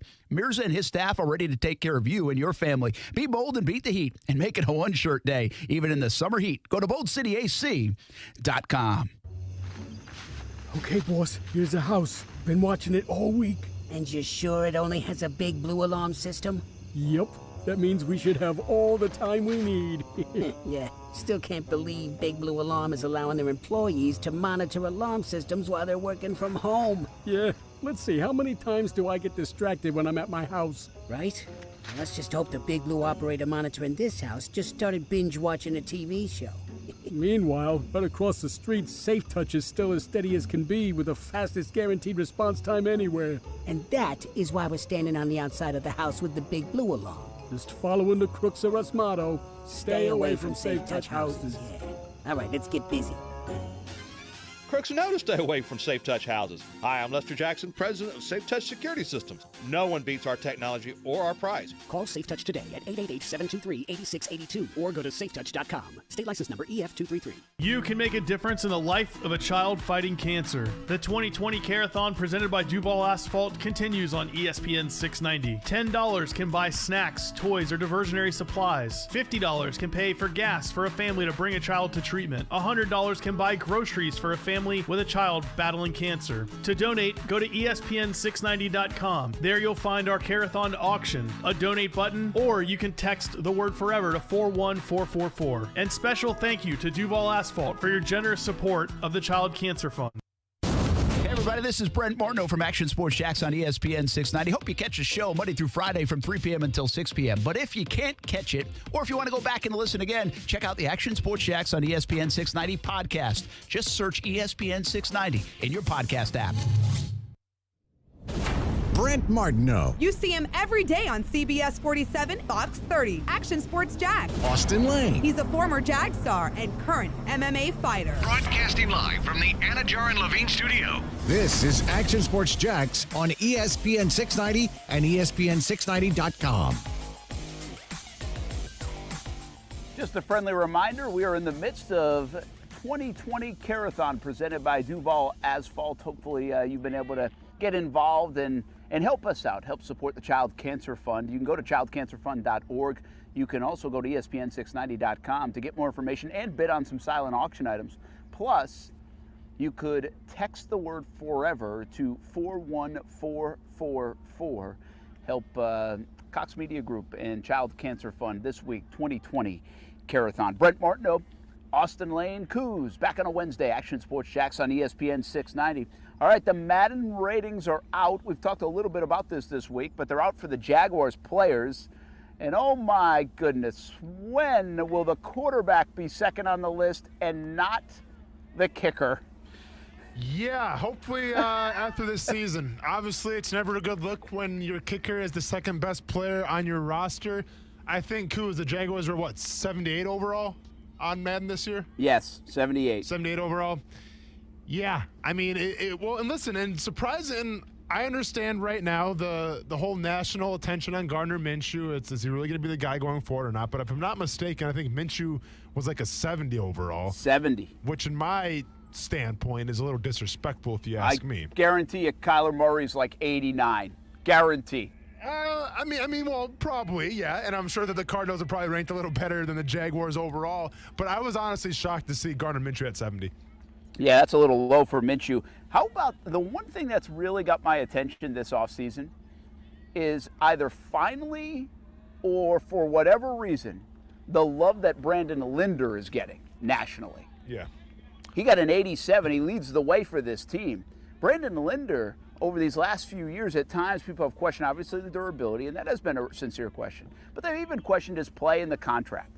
Well, he's coming off a very good season, and it is widely approved by just about everybody, even the Madden adjusters. No, without a doubt. And listen, he's kind of like a silent assassin, right? Like he just goes about his business, obviously plays a position that's not really glorified in terms of, watching it on TV or watching in the stadium. But he has been, for the most part, really consistent, right? And he doesn't get a lot of love, obviously, on a Jaguars offensive line last year that kind of lacked chemistry a little bit. They had a lot of penalties, but he has kind of been the constant on that offense. So it's good to see him, obviously, get some props, and only if some more offensive linemen around him can get those same type of props. On a roster that isn't loaded with a ton of talent, at least perception-wise, Yannick Ngakoue is a guy that might not play for the Jags, and he's the third highest-rated player on the Madden. He gets an 83 along with Leonard Fournette. Norwell an 83. I don't know if fans would have graded him as high as Madden did. Joe Schobert 82, Miles Jack 81, Josh Allen just an 81 coming off that big rookie season. Here's a surprise to me. DJ Chark 81. Again, I don't know what the heck these mean, but he's way down the list. He's like 10th on the list of Jags.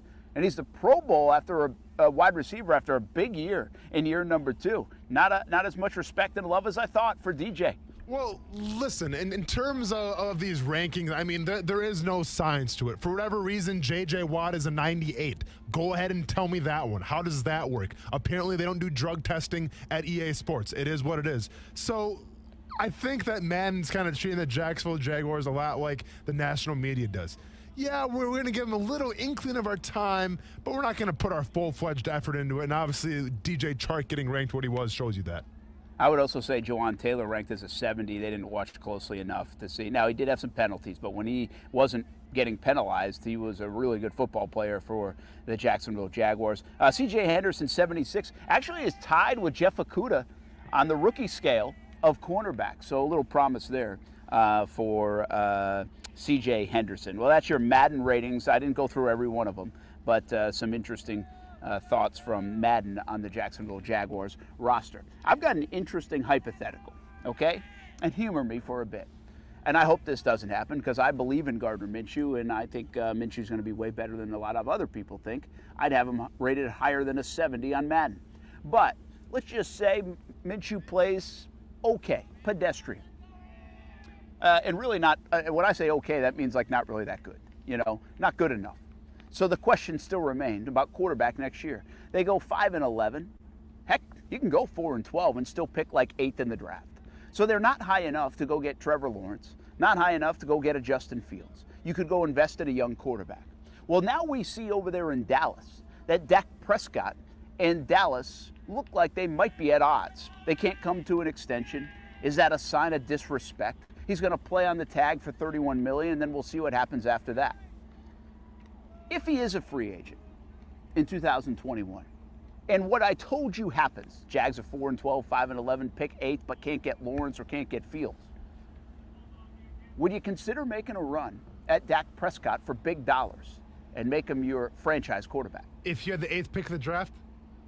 Yeah, again, you can't get Lawrence and Fields. They're the first 2 guys off, and you don't have those picks. That's fine. Then absolutely not. I am not going after Dak Prescott. I'm not going to make him a top 5 highest paid quarterback in the league and spend all my salary cap on that because I'm going to go Trey Lance. I think Trey Lance, honestly, might be the second best quarterback of this class. People that I've talked to have even told me that Carson Wentz was a great player in college. Trey Lance, man, the sky is the limit for this kid. And I've talked to a couple sources that have confirmed that. So with that being said, no, I'm not going to risk all that money on a free agent quarterback, because history has shown us that when you spend a lot of money on a free agent quarterback, set aside from Peyton Manning, and even then for the Broncos, it wasn't that big of a deal.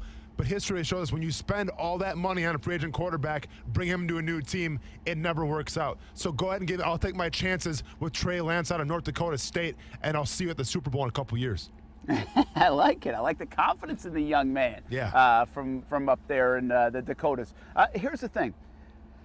What I want to ask you here, again, it's not like you can pick your player in the draft. You just don't know. Maybe somebody else falls in love with Trey Lance, you know? So you're not a big believer. I get it. You're not a huge guy in giving big money to quarterbacks because it harms the build of the other team, the rest of the team. I understand. Well, hang on, though, Brent. I'm saying I'm not a big fan of giving big top money to free agent quarterbacks. Okay, Yeah. I mean, I agree with Patrick Mahomes getting paid. That guy earned it. But I'm saying bringing a guy from a different team, and not a guy that you drafted. I am not for that.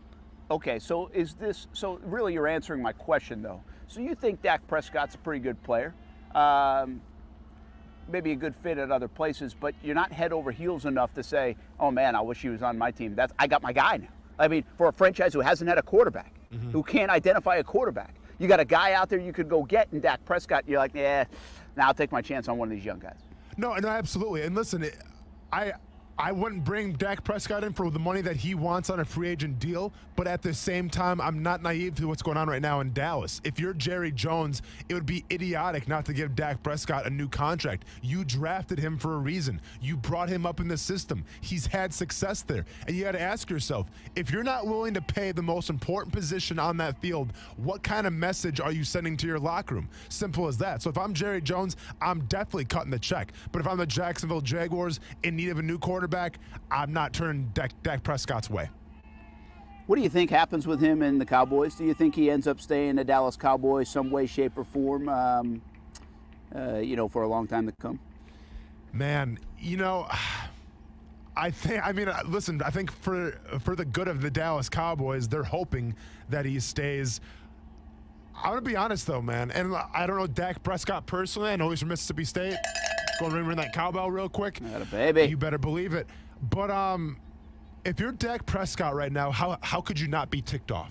Okay, I understand. You're going to make a lot of money this year pending that you don't get a deal done with that franchise tag. Good on you for doing that.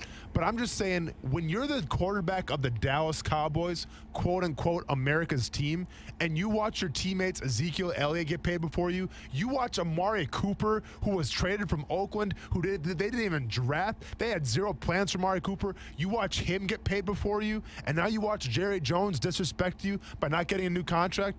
I would be absolutely livid right now if I was Dak Prescott. So do I think he's still going to be in Dallas? I think eventually the number is going to be too big to pass up for him, and eventually Jerry's going to come around. But I'm not going to be surprised if Dak Prescott throws up the deuces and says, I'm going someplace else because Dallas doesn't respect me. Yeah, I've got a feeling like I think that's the narrative everywhere is like they're trying to build this as, well, they're at odds. Jones doesn't want him. He would have taken care of him. He's the third one to get paid. And those are facts, by the way. But I think they're trying to separate, do they really want to ever give him money and be the guy? I think at the end of the day, and by the way, Andy Dalton could be a part of this too because they did add him. Mm-hmm. So the narrative is there, and especially since Jerry Jones has been so quiet over the last few months on a lot of issues, by the way.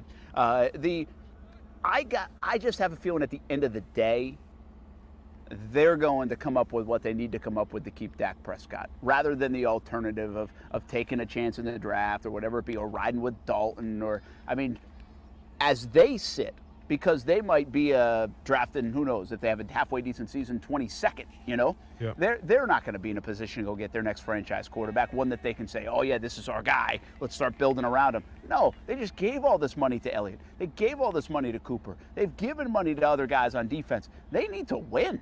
And the fastest way to win right now is to roll the dice on Dak, pay him, and hope he delivers and takes the next step and gets you there. He's been good. The question when you pay a guy like that, is he great? And a lot of teams have to ask themselves that question. I think at the end of the day that Dak Prescott will be in Dallas for a long time to come. Absolutely, and we're having some comments here on Twitter I can bring up real quick regarding actually the Dak Prescott situation. We got Tim chiming in saying you can't pay Dak anywhere near what he wants. Jerry paid a quarterback recently who couldn't win anything of value, and it's just wasted a decade. Cowboys should let him walk. One playoff win with that roster is horrid. One season with elite numbers, I'd play Dalton. Interesting. Well, yeah, here's the thought on that, okay? Because it makes me think. It's like, well, listen, I think Dak Prescott's better quarterback than Andy Dalton. But what you got to do is ask how much. Is he $35 million versus $8 million on the? I forget how much they paid Dalton, but it was a pretty decent deal if I remember. That's a huge amount of money. I mean, that's 2 more players. That's maybe 1 more franchise player you're paying instead. So I think when you pose it that way, it's like, okay, yeah, I think Dak is better. So better's good, but at what value? Are we costing ourselves opportunities to do other things, especially since we do have money tied up in other places? So I think it's a fair question. I don't sit here and say, oh yeah, well, he's only won 1 playoff game, so go put Andy Dalton and he's better. And Andy Dalton might be better than he ever was because Cincinnati never was unbelievable. And maybe they're better in Dallas or around him.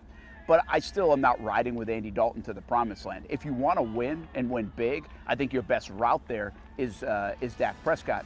The question is, what about the dollars? And do they add up? And can you make it work? One other thought, and speaking of comments, Rational Jags fan says, slow down with the Titans love today. Titans have only beat the Jags at home the past couple years. Derrick Henry was almost traded at last year's deadline because of his play. Didn't catch fire until second half of the year. Question is, did Titans sign first or second half Henry? Well, listen, you ain't getting any Titans love from me. But they did take care of Derrick Henry today. And go ahead. I'm sorry. Go ahead, Brent. They have had the Jags number. That's fact. All I'm going to say is right now in the landscape of absolute chaos with COVID-19, with everything that's going on right now, more than likely the team that wins the division is the team that has the established identity. The Colts don't really have that right now. Yes, they're a solid running team, but is Philip Rivers going to deliver? Obviously, the Houston Texans are a mess right now. We don't know what the Jaguars' identity is. The only team in the AFC South that I can identify with their identity, Tennessee Titans. Give us your the identity rules again. Give us your speech to end the show. Hey, my name's Austin Lane, and I'm running for GM. 3 rules. Get the identity, establish the identity, protect the identity. Oh. Enough said. So good. Enough said. What is the identity of ESPN 690? We may find out tomorrow. Until then, have a good night, everybody. Thanks for hanging with us. Action Sports Jacks on ESPN 690. Have a good night. You can make a difference in the life of a child fighting cancer. The 2020 Carathon presented by Duval Asphalt continues on ESPN 690. $10 can buy snacks, toys, or diversionary supplies. $50 can pay for gas for a family to bring a child to treatment. $100 can buy groceries for a family with a child